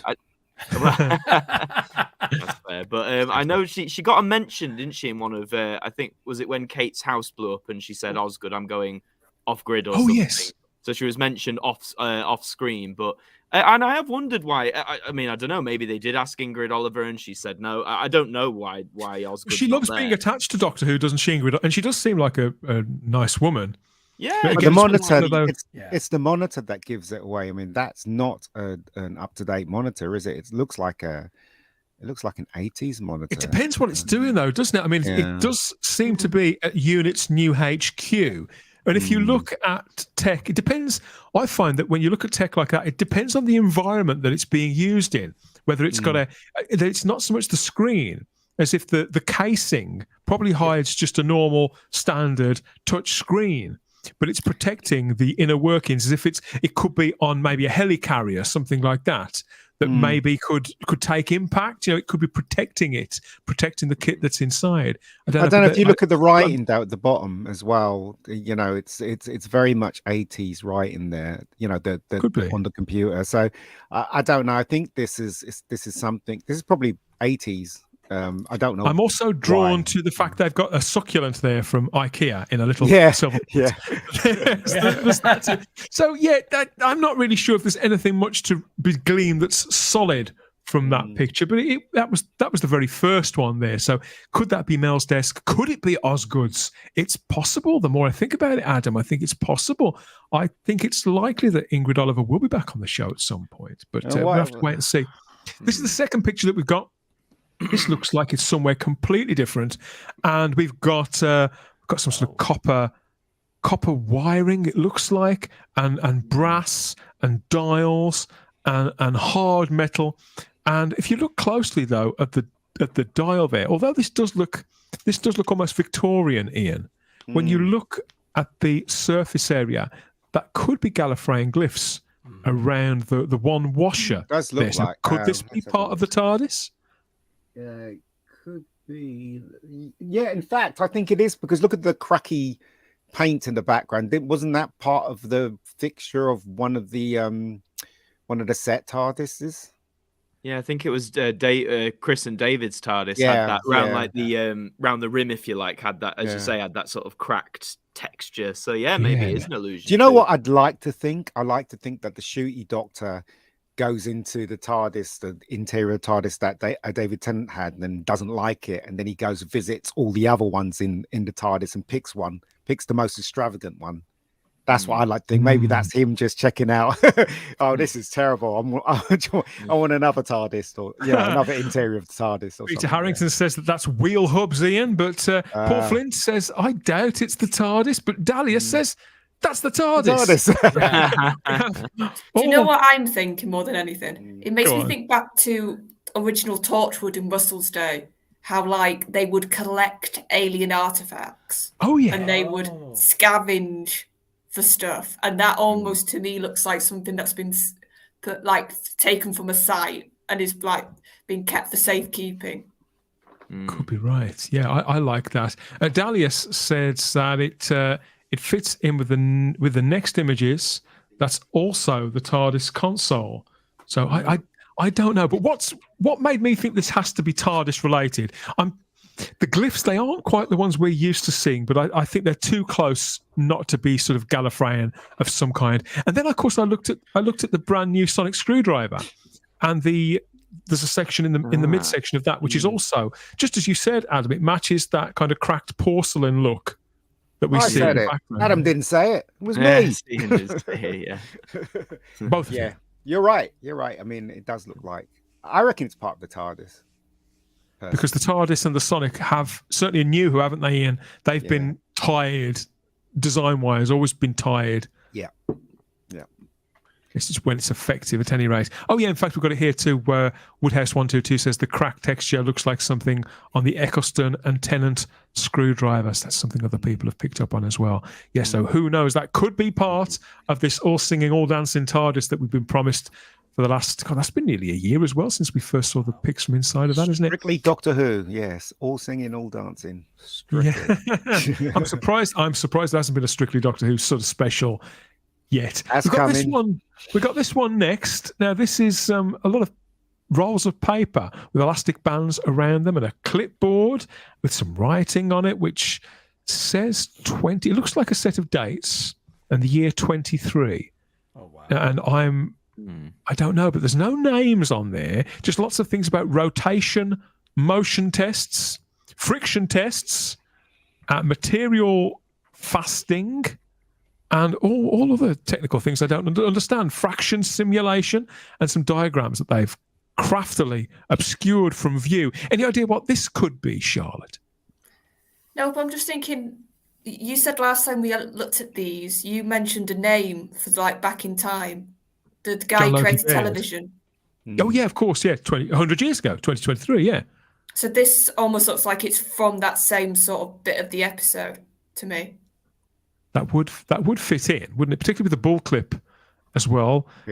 So 1923, television was invented because it was the centenary of the BBC last year. So that would be right. If John Logie Baird is part of the story, I think we've had confirmation of that from Russell T Davies a couple of weeks ago when he was giving a talk somewhere. So this could be John Logie Baird's paperwork too, Scott. What do you think? I'm not sure what to think of that. I keep looking at the rolls to the left, and they look like almost like electronic schematics. A battery of some kind, you think? Or something. Yeah. It's. I would love to have a zoom in on that and try to examine it or try to Google some of it, because I don't know what to think about that. It's very fascinating. It probably is to do with the guy who invented TV and stuff like that. I'd love it to be involved with John Logie. As someone who's like a nerd about TV history, that would it's right up your street, isn't it, mate? TV history and Doctor Who coming together would be perfection. And I think Yogi Bear. Yogi Bear, yeah. John Yogi Bear. John Yogi Bear. That'd be an episode to watch, wouldn't it? Dahlia suggests it could be the Toy Maker's Workshop, though, Adam. It could be. It very well could be. There was that point in the last trailer we got, I think, where was it in the bit for the giggle, or maybe when it was the episode titles were revealed, there was like the image of the ventriloquist's dummy, like briefly on a very old-fashioned TV screen. I'm certain that's in one of the trailers. And it is, yeah. Again, the nerd in me, I was like, oh my God, that's like that's Baird's 30-line system that he invented. Like that's that. And I think in some test footage that does exist, floats around on YouTube somewhere. Obviously, someone with a film camera filmed John doing this, but it shows him at his old mechanical wheel and filming a ventriloquist dummy. So it made me think, right, is that moment going to be manipulated somehow by the toy maker? So yeah, if it is true and John Logie Baird is in it, I'd love that. Well, you're both hitting on something very poignant there, because I think, especially when you look at the toy maker as he's dressed, it looks like very early 20th century clothing. So maybe all that is tied into that to 1923. So. Yeah, I mean, you're probably wrong. Could be. I mean, even the tuxedo he is wearing in that one shot you see, that is a very time. I'm lost for words. It's stuck in that era. It's from that era. Time period. Yeah. I tell you what is interesting though. You've obviously got the very nice. It looks like almost fountain pen writing. Yeah. And then it looks like pencil to me. At the bottom, yeah. So it's almost like really oldie looking writing and then a modern writing almost on the same page. Could be. But a lot of, when I used to visit the BBC, there were a lot of people that had those clipboards. So a load of them, yeah. But look at the writing at the top in ink, because Charlotte just hit upon that.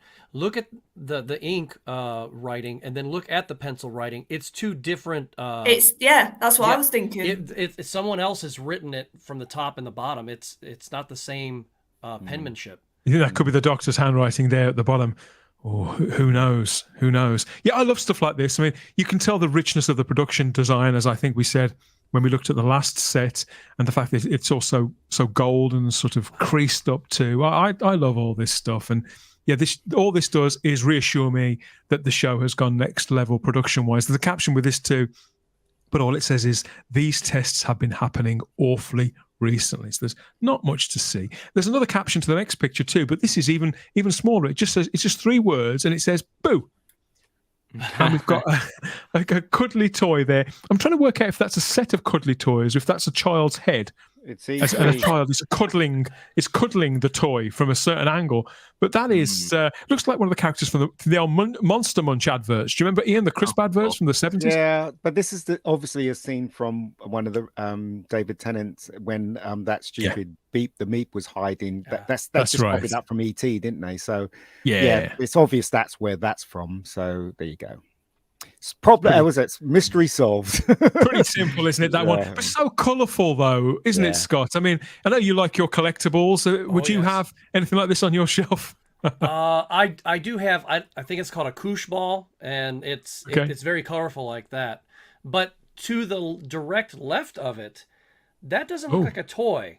That looks like somebody's hair. That's what I thought. And if you look just in that corner there, I'm putting my hand in front of the camera, real smart. It looks like the top of someone's forehead. So, and that doesn't look like David's hair because it's too dry. so not enough product on it. No, not enough product on it. It could be Donna. She just dived in there. You never know. He's in there scrambling around looking for something. You never know. Beep the Meep has a lot of fans. I'm still sold on Beep the Meep, says Tony L, watching in the live chat. And Paul Flint too seems to be a bit of a fan. Cute but deadly, he says. Can we just see the show, please? BBC though, as Cyberman strikes. Well, for all of the marketing that they've done with these Instagram photos and things like that, and considering it is the 60th, it makes me think about the 50th and how we actually had some of those mini episodes, including Night of the Doctor, and we have nothing like that this time so far. No, I think that was a little later. Even that though was a little later into the anniversary month. I think it was because it was shown on Paul McGann's birthday, wasn't it? I think that's still about 10 days away, maybe longer actually, maybe a couple of weeks away. Yeah. So maybe they still have something for us. Well, they dropped that earlier than they planned to because details of it were leaked to the internet, weren't they? They had intended on leaving it right until a couple of days before Day of the Doctor. It was supposed to be like a real total surprise. Yeah, hopefully they'll surprise us and give us something like that. I'm hoping. Something with Matt Smith. Yay. Tony L says it might be that kid with the glasses in the trailer hiding from the monster with the black hair. Right, yes. Could be. Either that or it's a tribble from Star Trek. I don't know. It could well be. Next one is more paperwork, I'm afraid. This is something that's from the Emporium toy shop. That's from the toy maker, isn't it? That's his shop. I think it has to be, yeah. We see the date again. 1923. Yeah. 1923 again, Adam, you're quite right. And the order is for 1 clockwork train, 1 pedal car toy, and 12 marbles. Very specific. You could buy them by the bag then, it seems. Yeah, I remember marbles, man. So we probably need to think of somebody who has lost their marbles and maybe need to get some new ones. So perhaps it is something to do with the toy maker. But again, it's another piece of production design, which is nicely done and nicely thought. Because we've seen lots of posters and we've seen a shop front for the Emporium as well, haven't we, Charlotte? Do you remember on location? Yeah, and I bet it's going to I can't help but think, you mentioned Harry Potter before, I can't help but think that shop is going to look almost like something from Harry Potter. If you watch those movies with the sort of crazy toys inside and loads of colours and just absolute everything going on, I think it's going to be that shop. Was that like the Weasley's joke shop? Yes, that's what I was thinking. Yeah. I was just thinking, Adam, of those, when you go into bookshops and things and they've got those wooden steps on wheels and they can sort of roll them around so they can reach the higher shelves. I want all that. I know. I've always wanted to try that as well. But like you're saying, really seemingly random assortment of an order list there. And obviously I guess what some would argue the beauty of these like snippets is some would argue, everything on that list will have, all the meaning in the world and it will all be explained. Yeah. And then others will say it's just a shot of what the order list looks like in the Emporium and it's not going to have any relevance whatsoever. It probably won't. Probably not. It's just a prop, isn't it? Probably. Yeah. It's a neat little insight though. I like little things like that. And and I love how with any of these Who Spy photos, there'll be some fan theories. Like I could say, right, guys, so because he wants 12 marbles, this obviously confirms that Chris Marshall is going to be the Doctor after shooting that one. It's just there. It's all there. The more ridiculous. But a regeneration cycle is 12 incarnations, 12 marbles, 12 incarnations. Yeah. Chris Marshall, there you go. It's happening. Confirmed. You get the feeling that the Emporium sells old-fashioned toys, don't it? So I don't necessarily mean that he travels back in time. It looks like that shop that we saw in the trailer just sells old toys. It doesn't sell any So you wouldn't find any moshy monsters or anything like that in there. Oh, that's what I was going to say. Right, if Russell T's listening, if you want to win the kids back, so to speak, then make a lot of the Doctor Who horror based, because kids love horrors. They would sit in the cinema and watch horrors, like 2-hour film horrors. So if Doctor Who's more horrifying with loads of monsters and stuff, maybe you might drag the kids in. You might get that hiding behind the sofa thing again. Yeah, of course. Cybermat Strike says this is a way to give designers their dues. These items won't get screen time. I think some will and some won't. Cybermat Strikes. That's the truth of the matter. As much fun as I'm having with all of this, I think we'll see variable results for this sort of stuff. Well, how many things do we work on, personally, whether it be Ian and Rebecca Gold, or even a lot of the graphic design you and I do, or stuff that I've done for my videos, and it either ends up on the cutting room floor, so to speak, or it's just something that just never appears. So this could be something that was just sitting on a desk, and they said, you know what, it's a shame to let this go to waste. Let's put that into some marketing photos. So these people that take these pictures, right? Are they part of the crew? I think Probably. So. I think when they launched the Who Spy this time, wasn't it branded as if Who Spy was a person? They were like, "Oh, I've been tasked with being let loose on set," or it was something like that, wasn't it? So, yeah, seemingly this person's just gone around as production's gone on and snapped various photos of what they, I guess, maybe could it be Adam? Could it be as well, though, and Ian, you'd know this, could some of them be for continuity purposes? So certain things have got to be in a certain place. If they do a 2-week shoot in that set of the unit a 2-day shoot, in that set of the unit office there, that cup has got to be there. That clipboard's got to be precisely where it was. Could it be like that? It could be, but the question I want to ask is it done with the blessing of the BBC in the production? Or is it just someone that's sneaking these pictures out? No, it's official. No. Oh, right. Okay. Well, that kind of makes it a bit stale, really. Let's face it. If it was somebody taking pictures and sneaking them out, that would be more exciting, wouldn't it? That never would happen. It can be done. I mean, I remember my friend who worked on the first, Force Awakens. He sent me some pictures of some of the sets, and he was working it. He sent it to me by phone, and they weren't allowed phones on the set. So he found a way of doing it. So. Do you know what I mean? It's more fun when it's taboo. Yeah, exactly. Well, if you remember the Doctor Who 60th anniversary concert from a few weeks ago, no phones were allowed in, no kids were allowed in. And somebody still sent me a recording of the theme tune from that night, that very, very night. Yeah. So it just goes to show, doesn't it? When it comes to these bits of production design, obviously some things are everyday items that if we don't see them in our home, certainly we can pin them down to any other kind of drama we may have watched or other episodes of the same show. Others may have us sort of squinting and thinking, God, Bennett, I hope I never sit on that. Bennett. And that's have a look at this one. So here we have a pronged metallic item. It looks if you sat on that, you'd know about it. Yeah. So what do you make of this one then? Yes, Jamie, that is a big one. That's that is very Dalek-like in design, sort of, isn't it? It is. Yeah, I mean, it might be. It might be a Dalek. You never know. And it's got balls, Ian. It's got balls. Have you checked? Yeah. It's you know what? It might be because there's that thing in the trailer where the toy maker has this gun thing, doesn't he? So it might be. Yeah, you're right. It might be part of that. You never know. You're right. And the caption with this said "suited for action." So I suspect this is. If you look closely, it looks to me like it is that end of the toy maker's canon. That's how I describe it. Everything he wears is like right out of just after World War I, isn't it? So, or the Great War.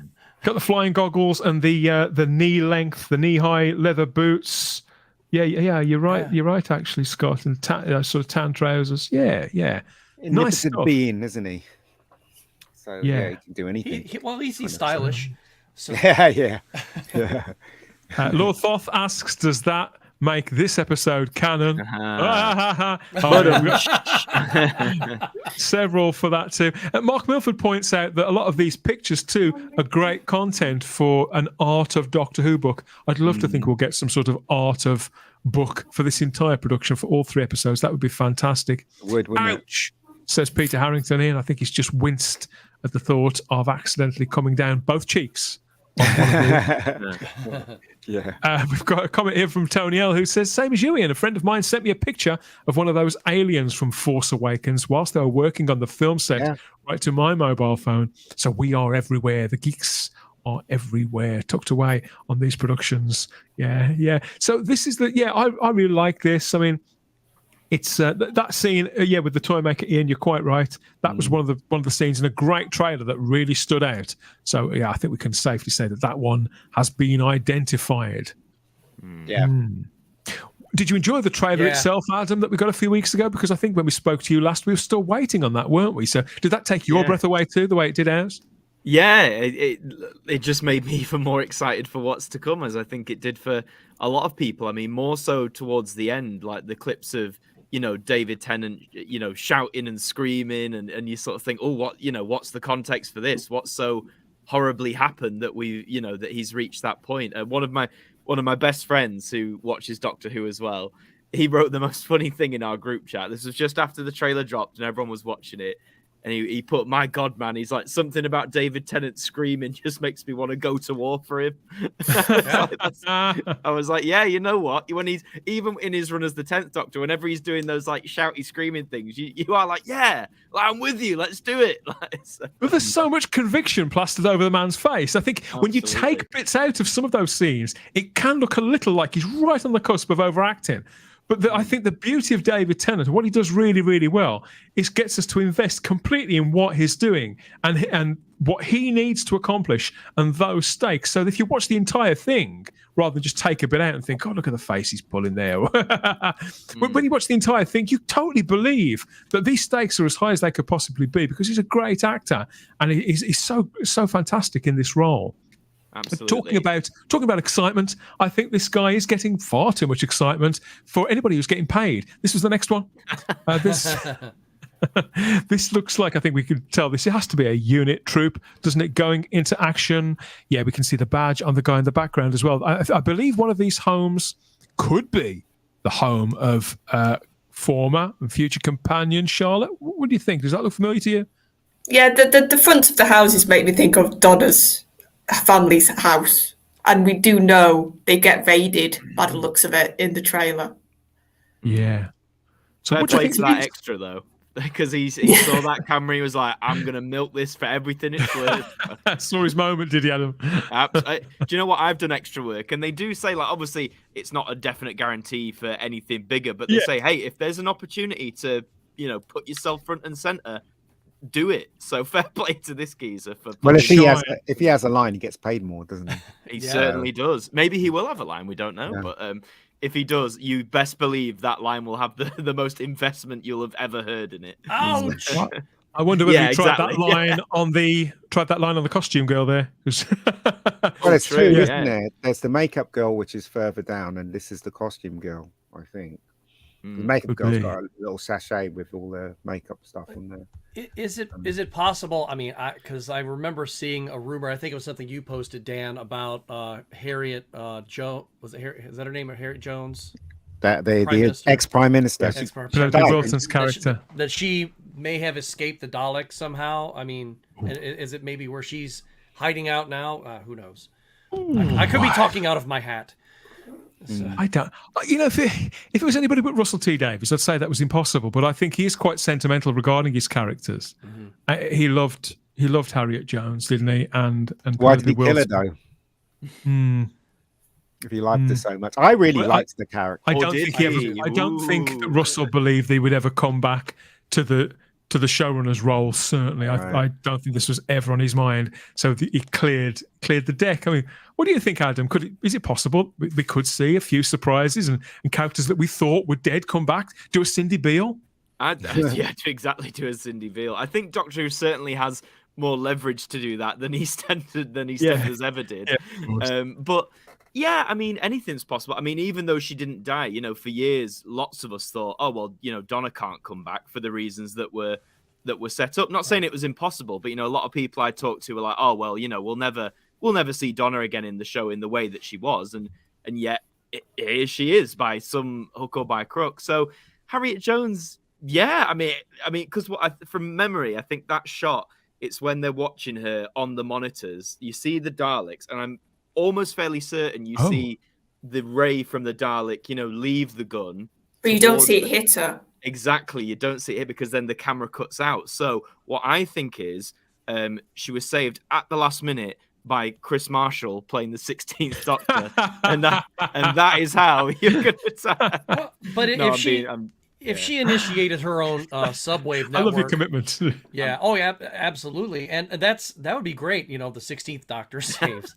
but if she was to to come up with that network, was it the subwave network? Who knows what other technology she had at her disposal? So. And if we never saw her die on screen, there's always that possibility. We ought to know this by now, hadn't we? I mean, the last thing she was in was the Ricky Gervais thing, wasn't it? Afterlife, she's done that, and Downton Abbey. I think she was in Downton after Doctor Who, and then Afterlife. She's always working, very, very busy, and I think she's an MBE, isn't she? Is she a dame yet? Something like that. I don't think she is. No, she's a very accomplished actress. Sorry. Love Penelope Wilton. No one is ever gone, Pete Harrington. No. I think we've come to that conclusion too. It's a shame, really, because they should be gone. If somebody dies, it just destroys the stakes, doesn't it? I think it can. More often than not. My wife the other day said something about, we haven't, finished the whole River song thing yet. I'm like, yes, we have. I mean, as much as I like, it's like, no, bring back Amy and Rory, save them. Let David, before he regenerates again, let him go do what he did originally. Let him go save Amy and Rory. But no, River stays inside the computer. She's done. Well, I really liked the Donna character, and I thought the ending, the way they ended it with her, was absolutely perfect. Mm-hmm. And I'm just a bit, weirded out that they decided to destroy that perfect ending just to bring her back. There's loads of companions they could have brought back, but obviously he decided to bring back Donna. It kind of destroys the fantastic episode, that last episode. I think it really depends about why he's brought her back. Because she was available. But if we're looking at the real world thing, the fact is this project wouldn't be happening in this form without both Catherine Tate and David Tennant. Right. It was them signalling. I'll go one further, Dan. I go one further, Dan. It would never have happened if we didn't have the Jodie Doctor. No, it would have never happened then. Yeah, we know that. Yeah, what were you saying? Sorry, Charlotte. Before I was just saying, for me, I agree with Ian in the fact that there has to be a really good story reason as to why she's okay to travel with the Doctor again. Yeah, it has to make sense in universe, and I think also he'd be very aware. Like, there's a lot of people I agree that I think her ending was tragic, but it was perfect. It was perfect. So to give her a new ending, almost, it will have to be just as good or even better. I think, honestly, for a lot of fans, to justify bringing her back. She's like a millionaire because he gave her that lottery ticket, isn't it? So she would, But what did she do with that money? Exactly. Yeah. Just like we had the comment a few moments ago about if we don't see them die on screen, then maybe they're not dead. If we didn't see her pick that ticket up, maybe she didn't get it. But we do know that life will have changed for Donna in some respect or another. She's added to her family in the 15 years since she's been off air, which leads me to this final Who Spy picture. And it's this. This looks like a shelf and some more paperwork there, Scott. But we've got sort of the lever arch files, ring binders, and what looks like some sort of notebook, a furry notebook. And I think that's a glue gun. Underneath, I think, crafting to know that's a glue gun, and the name Rose is on the lever arch file there.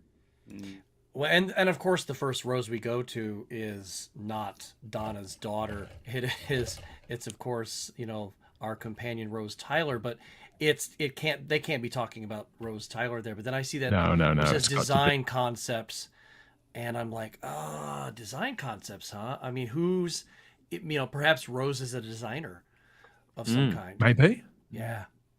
Maybe. So I would say that these probably do belong to Rose Temple Noble, Donna's daughter. I mean, that's got to be where the safe money is, Adam, would you say?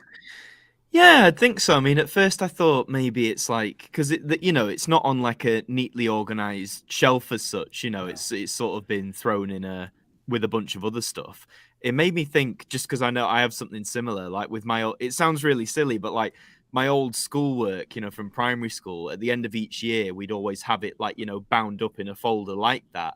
So it made me think 2022 docs, maybe it's like a an educational based thing, but we know that Rose, Donna's daughter, I think they established that she's playing. I can't remember how old she's meant to be in the show. I don't know if they've established it yet. No, I don't know either, because the actress, was 19 when they were cast, which was nearly 2 years ago, so 19. So they're probably playing younger. Yeah, That's what because tends to happen, isn't it?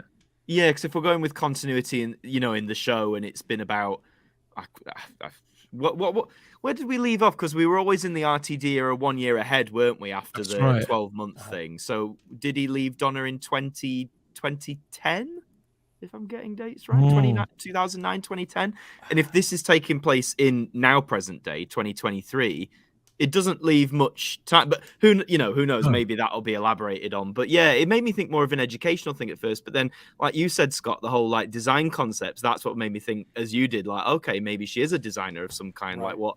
Maybe she designs toys, hence the bunch of toys, in the shed, the picture we saw earlier. Oh, yeah.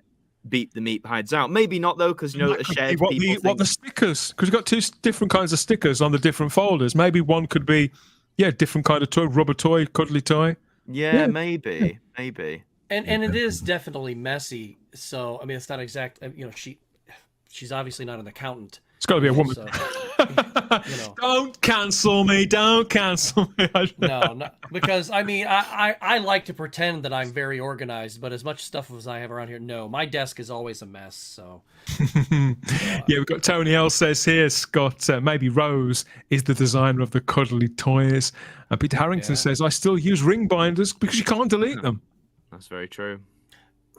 Yeah. See, I don't know, because I get what you mean. It definitely looks like a young person sort of desk with the diary and everything.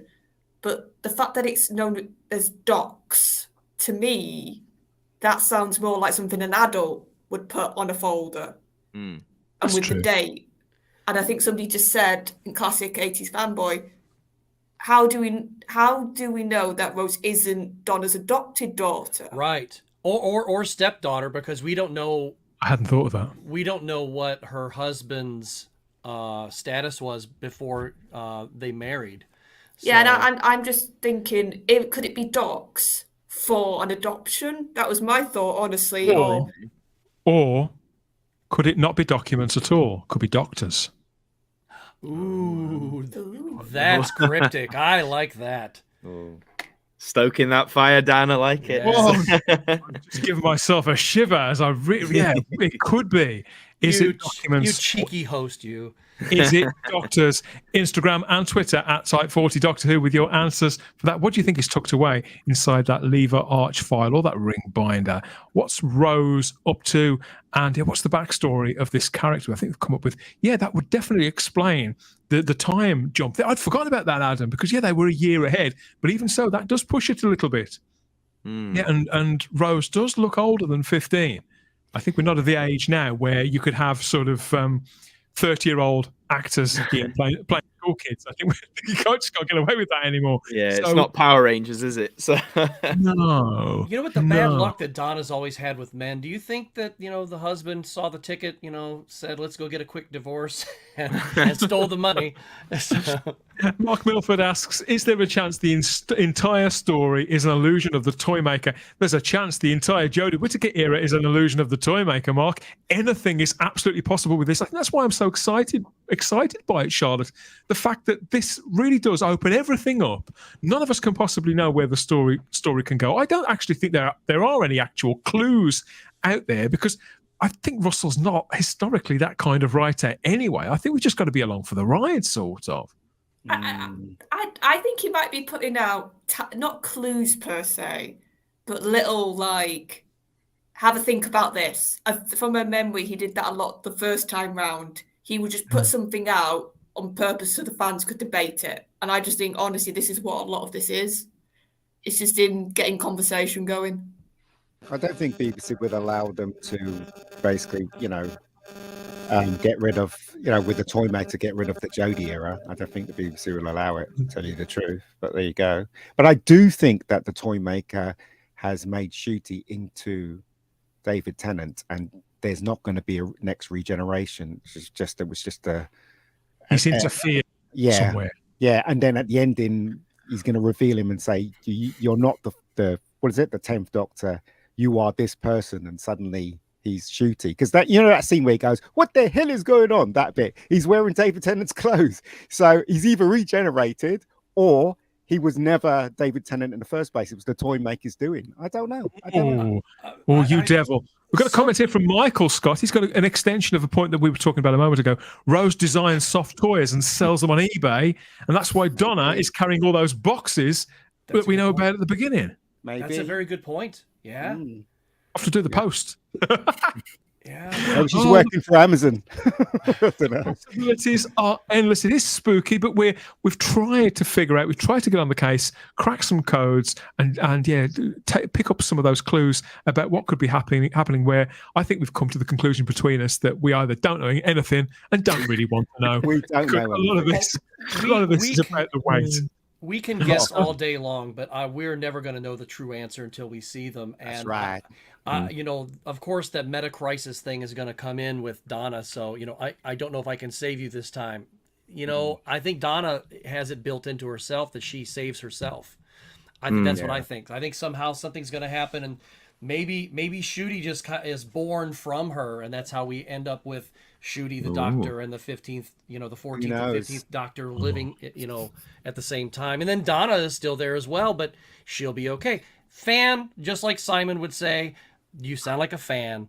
And that's true. Yes, he does say that, doesn't he? Yes, I keep looking. Every time they put a new Who Spy picture up, though, Adam, I always look for a bow tie first. I'm still hankering to find out who else is going to be there. New picture of David Tennant floating. There's a new picture that's been released. Have you seen it? Yeah, I have. Yeah, we'll look at that on Thursday's show. Nice. Yeah. It's nice. There's several new pictures that have come out. I think every day there's lots of new things that are coming now. Yeah, and Type 40 Daily, not for the time being, everybody, not for the time being. But we'll pick up what we can when we can. So no bow ties yet, and or Sonic shades. Well, actually, we did see shades in the last crop of pictures. So could the 12th Doctor be there too? You know, I think we're going to be waiting right until the last minute. Yeah. And, you know, fair play. Saying though, think there's a fandom though. I think that there's a section of fandom, Ian, that has said, for example, like, "Oh, I'd love to have a surprise regeneration that I don't see coming." That's impossible in British TV, and in modern TV. Come to think of it, in 2023, with an IP this big, but they could spring something on us in context, or two or three things on us in these specials. I always thought that it was a good idea to, when he is in the TARDIS, you know, the TARDIS throws up the other Doctors and they wish him well, you know, that, you know, good luck and all that. That would be fantastic if, like, Peter Capaldi, you know, Matt Smith and David Tennant was an image from the TARDIS, just looking at him and you know, and wishing him well. That would be freaking amazing. That would be. It would be a 60th anniversary. Yeah, it would be, wouldn't it? Yeah. Rather than them being there, the TARDIS actually coughs them up, basically, you know, the past Doctors. And anyway, whatever, it would be great. There's a lot of possibilities, and anywhere that it can go. And there's an entire special that we hardly know anything about that's going to make up a third of the screen time for the 60th anniversary event. How long are they going to keep it up? And is it all building to something there with the Who Spy? Is Who Spy back for good? Is that something we're going to see tied into the Christmas special and series 14 and 15, Charlotte? It could be here to stay, couldn't it? It could, and it could. I can see it. It's quite an easy thing to do. It's quite a simple thing to do. So yeah, I think they'll probably keep it. And on that note, I'm going to have to go a little bit earlier tonight. Good stuff. Well, we'll see you in a few days' time for more Type 40 Live here on the channel. But thanks for your company and for your theories, as always, Charlotte. You take care. See you on Thursday. Bye, Charlotte. Yeah, so let us know what you think of the Who Spy stuff and our various clues there, and our instincts, our solutions, and our wild theories about what could mean what. Let us know in the comments section if you think any of it could be going anywhere at all, or are they just teasing nothing whatsoever of any substance, and we're just a bunch of crazy obsessives, crazy fans. The very thought of it, Ian, the very, very thought of it, I don't know. Well, according to the Lord High President, I seem to have caused a problem in the universe. Well, it isn't me, it's probably the Time Lords, continually using me as some kind of galactic yo-yo. Might I suggest you actually watch Type 40 podcast? That should have all the answers you need. there's always time. Well, I have rather an abundance of it, don't I?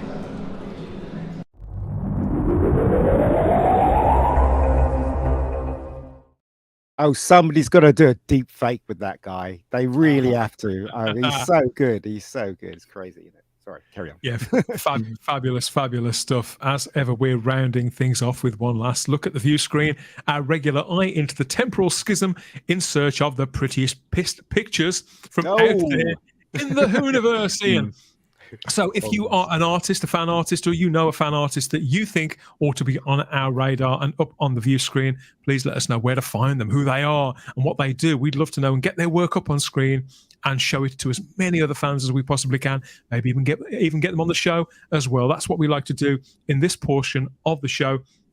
And just like there's been a lot of artwork as we get close to the anniversary, all rolling around the idea of bringing different incarnations of the character together, or actually sort of juxtaposing elements of various different production periods of the show or incarnations, sort of mashing them up together to create sort of effective designs and sort of encapsulate stories, Doctor Who stories, Adam, that we never saw on screen, such as this, where the Daleks seem to have caused, or I can't work out whether they've caused the Titanic disaster or whether they're trying to retrieve the wreck of the Titanic before it goes down. So here we are. These are bronze Daleks, I think, Ian. I think they're a mixture of bronze Daleks and classic Daleks. And there seems to be spacecraft as well in the sky as the Daleks in the drink as well. So I love this. I think it's AI art, but it's from Designer Dick on Instagram.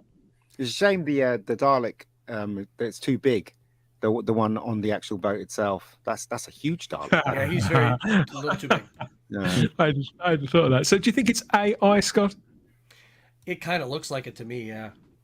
Because nice though. Because there's one ship that kind of looks like the Enterprise B, and then there's another one that looks like a Cylon ship, and I'm like, I think that it looks a little AI, just like, and even that larger Dalek, as Ian pointed out, I think that the AI kind of said, let's just go ahead and throw this up there, and didn't think about perspectives or anything like that. Those are huge Daleks. It's great looking though. It's great. David Mullen says they're huge Daleks in the live chat here on YouTube. But beautiful, says Peter Harrington. He really likes that one. Tony L thinks it's clever. Yeah, it is quite clever. Well, I found this quite arresting. I just like the colour palette of it, Adam. Yeah, it's very nice to look at. But I think with if this is AI, I see a lot of AI art where, as you say, the colour palettes that AI seems to pick are usually very visually appealing. And yeah, I definitely am in the camp of thinking the Daleks are here to wreck the Titanic. I don't think they'd have it in them to. They were responsible. Yeah, I don't think they have it in them to retrieve anything or anyone. They're just there to kill anyone off who may have a chance of escaping. There's a lot of metal there, though. A lot of Dalek casings could be maybe. Maybe the Titanic was made from Dalekanium, so they're to retrieve their stuff. Yeah. And Dalek 6388 reminds us, talking of art, if you get the chance, there's an exhibition on at the moment, the Adventures in Time and Space exhibit over in Weston-super-Mare. It's amazing. And I think that I think you've been there, haven't you, John? I think I saw some pictures of yours up on social media. Look like you're having a rare old time. And yeah, Connor, one of our friends, Connor, he's got his artwork up there. And in fact, I believe that Colin Howard's a friend of the show too. Lots of our friends have got their artworks on display at that exhibition in Weston-super-Mare. I think it's on until the new year. There's a few weeks left on that. But yeah, fabulous stuff. Next up is this one from Happy Toast, and it's this just made me smile. It's a nice cartoon of the sixth. Oh, that's nice. That's nice. I love it. Yeah. that reminds me of the tea time cartoons that the BBC used to have. That kind of art. Yeah, it's kind of nice. It's really nice. Yeah, even though he's frowning at us there. I don't know. There's something. I really love the Sixth Doctor, and I love his grumpiness, and he's got a slight double chin there. But yeah, he's cut the colours really, really well. Very In fact, looking at Happy Toast's icon at the bottom, it looks like he's coloured it blue and put a light on the top. So obviously, a bit of a Doctor Who aficionado, I suspect. But I was wondering how big the actual piece of this is, because you can see by the wrinkles on the paper. It's probably quite small, but yes, a lovely job. I think it's done with markers and maybe watercolour and not quite bit of water. It looks like watercolor paper. Yeah. Yeah, it does. Although they've got pens that can actually draw like watercolor, but I reckon it's watercolor. Yeah. Peter Harrington, he likes that one too. Yeah, so does Tony L. Ezra Goldstein, little lukewarm. It's okay. It's okay. Well, it's okay. It's okay. Colin Baker's Doctor does tend to inspire. Won't it? Yeah, I think it would. Yeah, you could screen print this and it'd look really cool. Yeah, it would. Paul Flint says that Colin had great fashion sense. Is that true fact, Adam? What do you think of Colin's fashion sense? Well, as I said at the top of the show, I love anything colourful. So that Sixth Doctor coat for me is genius. So yes, I'm a very big fan of the Sixth Doctor's wardrobe.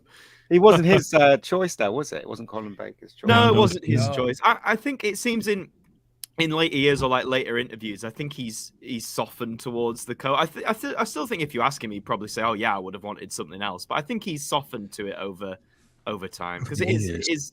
There's nothing else quite like it, is there? Well, he's got no choice, has he? No, he doesn't. In more recent interviews, he said that he was actually asking for something more like what Eccleston had. Yeah, and then instead of going with something muted and black like that, they go, "Here, have this party," you know. But you know what? It's become iconic now, just like Tom Baker's scarf. Do you know what I mean? And that coat's very iconic now. So he should be proud of his costume, in my opinion. You know. Well, it makes his Doctor who he was. Yes, exactly. Yeah. Exactly. Yeah. Peter Harrington would like to see other Doctors in this artwork. Well, if you go and follow Happy Toast on Instagram or X, I think I haven't looked. They've probably got a few others up by now. We'll have to wait and see. Maybe we can bring you some more here in the Pretty Pictures. And finally, bang up to date, well, into the future with this fantastic picture of the 15th Doctor and Ruby. Courtesy of Scott Gray there, Adam, who is a writer and an artist who works on, he's worked on Doctor Who magazine at various times on the official comic strip. So you like this one too? I really love this. Yeah, it's gorgeous. I mean, like you say, Scott's done some fantastic work for Doctor Who over the years, and this is just, I've always loved like his style, his like animation style here, and it's just, this is just Doctor Who, isn't it? Like, you know, you look at that picture, like that one. Soaring through some sort of space tunnel thing with a bunch of other weird and wacky creatures. Like this one just makes me happy. This puts a big smile on my face. It's open. He has that costume all the way through Doctor Who. It's a lovely costume. We know he doesn't. Yeah, well, lots of comments of nice. It reminds me, I'm a big comic book fan. I think you are as well, Scott. So it reminds me of Jack Kirby and the Fourth World and the New Gods. It does, yes, yeah. In a way, you know, the colors that he's used there kind of reminds me as if the Doctor and is her name Ruby? I can't remember. Ruby Tuesday. Yeah, Ruby Christmas were her name. Somehow, I like that, Ruby Christmas. That they're inside of Unicron from the Transformers, a little bit. But they're not. Yeah, I like that as well. Excellent comic book art, says Ezra Gold. Oh, we've cheered up Ezra. That's lovely to see. And Tony says, wow, that's fantastic. I could see that on a Doctor Who New Adventure book cover. Scott, he puts together a lot of these artworks. They're not actually from Doctor Who magazine. This is stuff I believe that he sells as prints. And I think he sells the originals off as well. But yeah, just really nice, fun, bouncy pictures that kind of remind you of if you remember the comic strip in Doctor Who Adventures magazine there, Adam, in the noughties. That's what it reminds me of too. Yeah, I love that. I've still got my first issue somewhere from 2006. It was a great little thing, Doctor Who Adventures, and those stories as well. Those comic, not that DWMs weren't, but those stories were, I think, in the early issues as well, a lot more wacky. You know, like this, you'd see bouncy, weren't they? Yeah, you'd see like the then 10th Doctor and Rose. They'd be placed in like the most wacky, like you'd never see that on telly. You wouldn't arguably even see it in Doctor Who magazine, but I think, with adventures aimed at that younger audience, I think they, as you said, they captivate that more bouncy approach so well. And I mean, but whatever story this is, I want to see it in Doctor Who magazine. Like whatever, Scott, please come back, please. So yeah, I like Scott. Doesn't like me. He's blocked me on Twitter, but there we go. It's never mind, Scott. Yeah, what I really like about this though is we haven't met these two characters yet, but I do think he's captured Shooty's smile beautifully. And Millie Gibson's too. This is a really nice piece of artwork, And get over and follow Scott. I can't, but get over there and follow Scott on Twitter, X, and Instagram. And he sells off artwork, and there's lots of gorgeous stuff, not just with the current and future incarnations of the character, with classic Doctors and new series Doctors too. He goes wherever his imagination sort of pulls him, really, and puts these artworks together. So just keep cranking them out, Scott. Fantastic stuff. I have very high artwork Doctor Who standards, says Ezra Goldstein there. Well, there we go. And it reminds Peter Harrington of a video game with flying spaceships, or was it cars? I don't know. Well, I think I know what you mean. Yeah. I think that they're sort of aliens, various robots, and there's look like a humanoid dog character. So there's definitely a touch of the Power Rangers and that kind of thing about it. Yeah. Wonderful, wonderful stuff. So more artwork, of course, coming up. If you are a fan artist, you know a fan artist that you think that we should know about, send them our way. We want to see it. We want to get it all up on screen. And we'd like to chat to them too as part of Type 40 Live. This is one of our long-standing segments of the show, and it wouldn't be Type 40 Live without it, would it? So, yeah, more of the same, please, as we head towards the anniversary. Just 4 weeks left.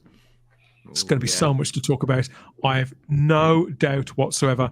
I just can't wait to see the explosion, hopefully the explosion of interest and of creativity and of lots of sights and sounds. This promotional picture that we had a few weeks ago of the Doctor and Donna, that's still pretty much the only one we've got. You know, I remember when we had, we got Jack from the Nerd Den on that show, and he and I, we were peering at this picture and thinking, okay, what's that energy burst behind the TARDIS? Is that something that we think we might have saw in the trailer? We're just latching on to absolutely anything at this point, Adam. It really is quite sad.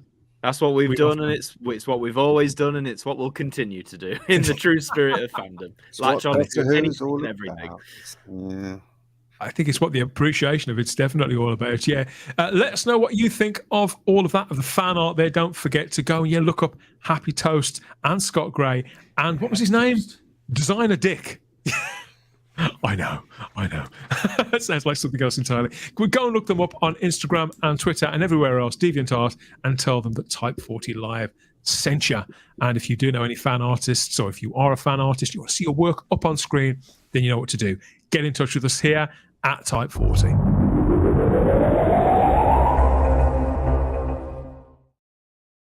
Type 40. Yeah, find us on Instagram and Twitter at Type 40 Doctor Who, or you can always join up with us in the Type 40 Facebook group. There's loads of fans of the classic series in there, as well as people that came to it with the new series of Doctor Who back in 2005, just like Adam did. And all of us are looking forward, even if it's sort of between closed fingers, looking forward to all new Doctor Who that's coming over the next few weeks and months, hoping it's all going to work, and whether we're going to get the Jaffa cakes in or the jam tarts in, whichever. Get both in. It's the 60th anniversary. Why not get both in, Scott? Jam tarts.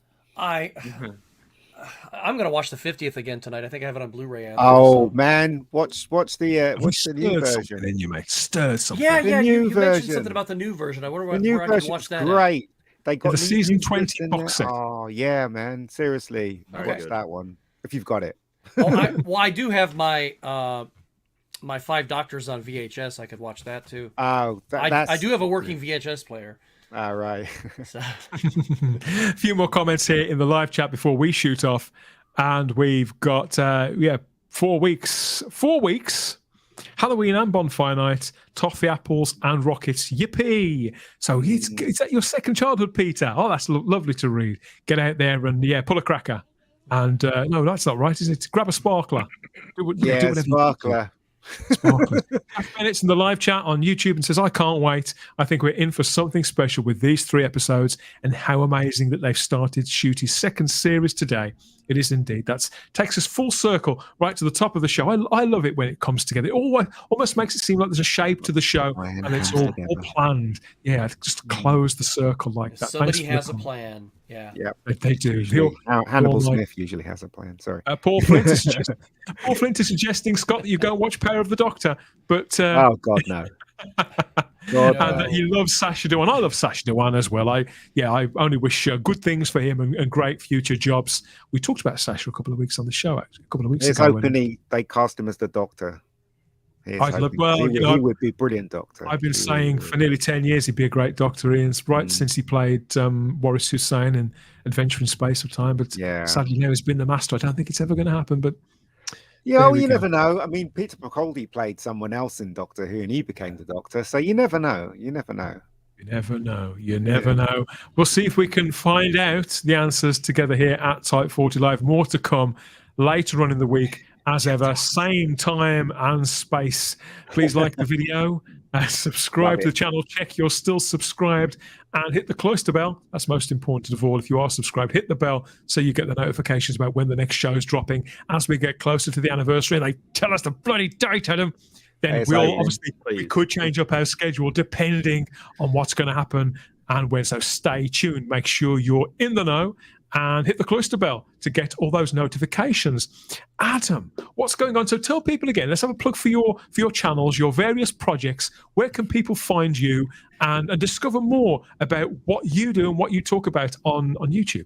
So I talk about anything I sort of have an interest or passion in, but a lot of my recent work is about television history, as we mentioned earlier. I have such a interest and fascination. I did a recent video about 405 line television, for anyone who might know what that is out there. The first UK television advert. Anything like niche like that, I love to talk about it. I have another channel as well, AMTV Who, which is all Doctor Who related. I've talked about things like Now That's What I Call Music. I've split myself off. It's hard to keep 3 channels going, but rest assured content does come. But I'm an actor as well.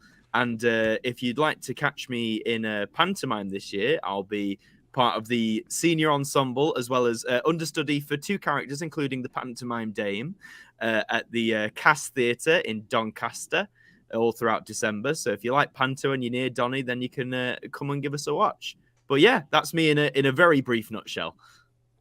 It's me in a nutshell. That's a big nutshell. Very big nut. How about you, Scott? Well, of course, you can find me just hiding under some rock here in the United States someplace. But but normally, of course, my regular home on YouTube is, of course, Game Closet. I am the host of a comedy video game review show, and then, of course, I have a secondary channel, but I also air the episodes on Game Closet as well. It's called Video Vault Live, where we discuss a lot of older films. Almost every film has been an 80s film, I think. There might have been one from the 90s and a couple from the 70s so far. Awesome.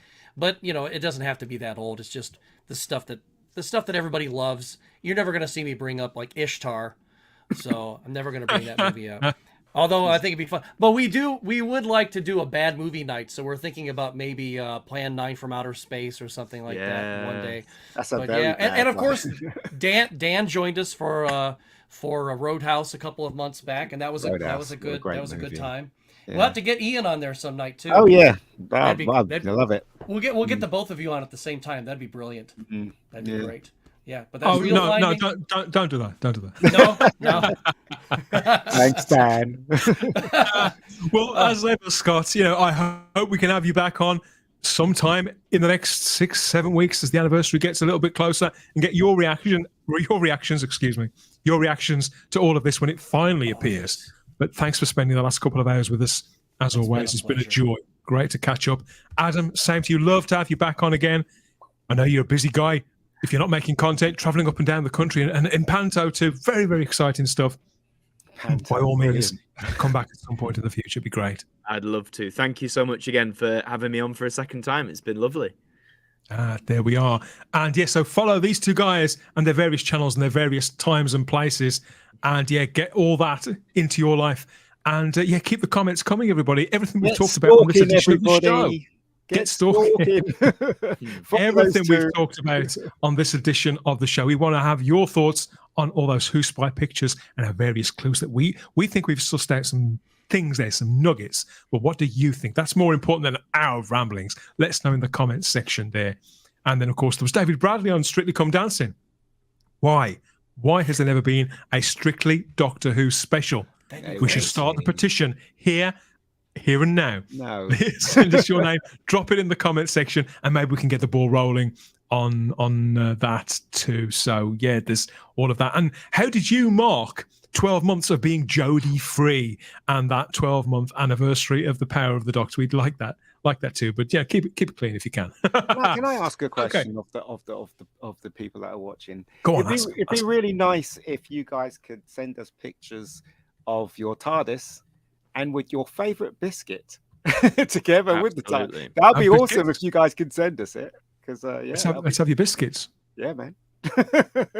That'd be cool. Why not? Yes, send us pictures of you enjoying your snack, just like Michael did at the top of the show there with his Jaffa cakes. Exactly. Yeah. Let us know what you're opening, what you're feasting on while you watch and listen to Type 40 Live. That's it for this chunk of goodness. Thanks for all the comments, everybody. We'll be back here in a couple of days for more. So make sure you are subscribed and that you've got your notifications on for all of that. But enjoy the rest of your week. We always have the time if you have the space here at Type 40 Live. We'll speak to you again on the next one. Keep your eyes peeled for those air dates. Have a good night. Bye-bye. Bye-bye. Bye. Bye-bye.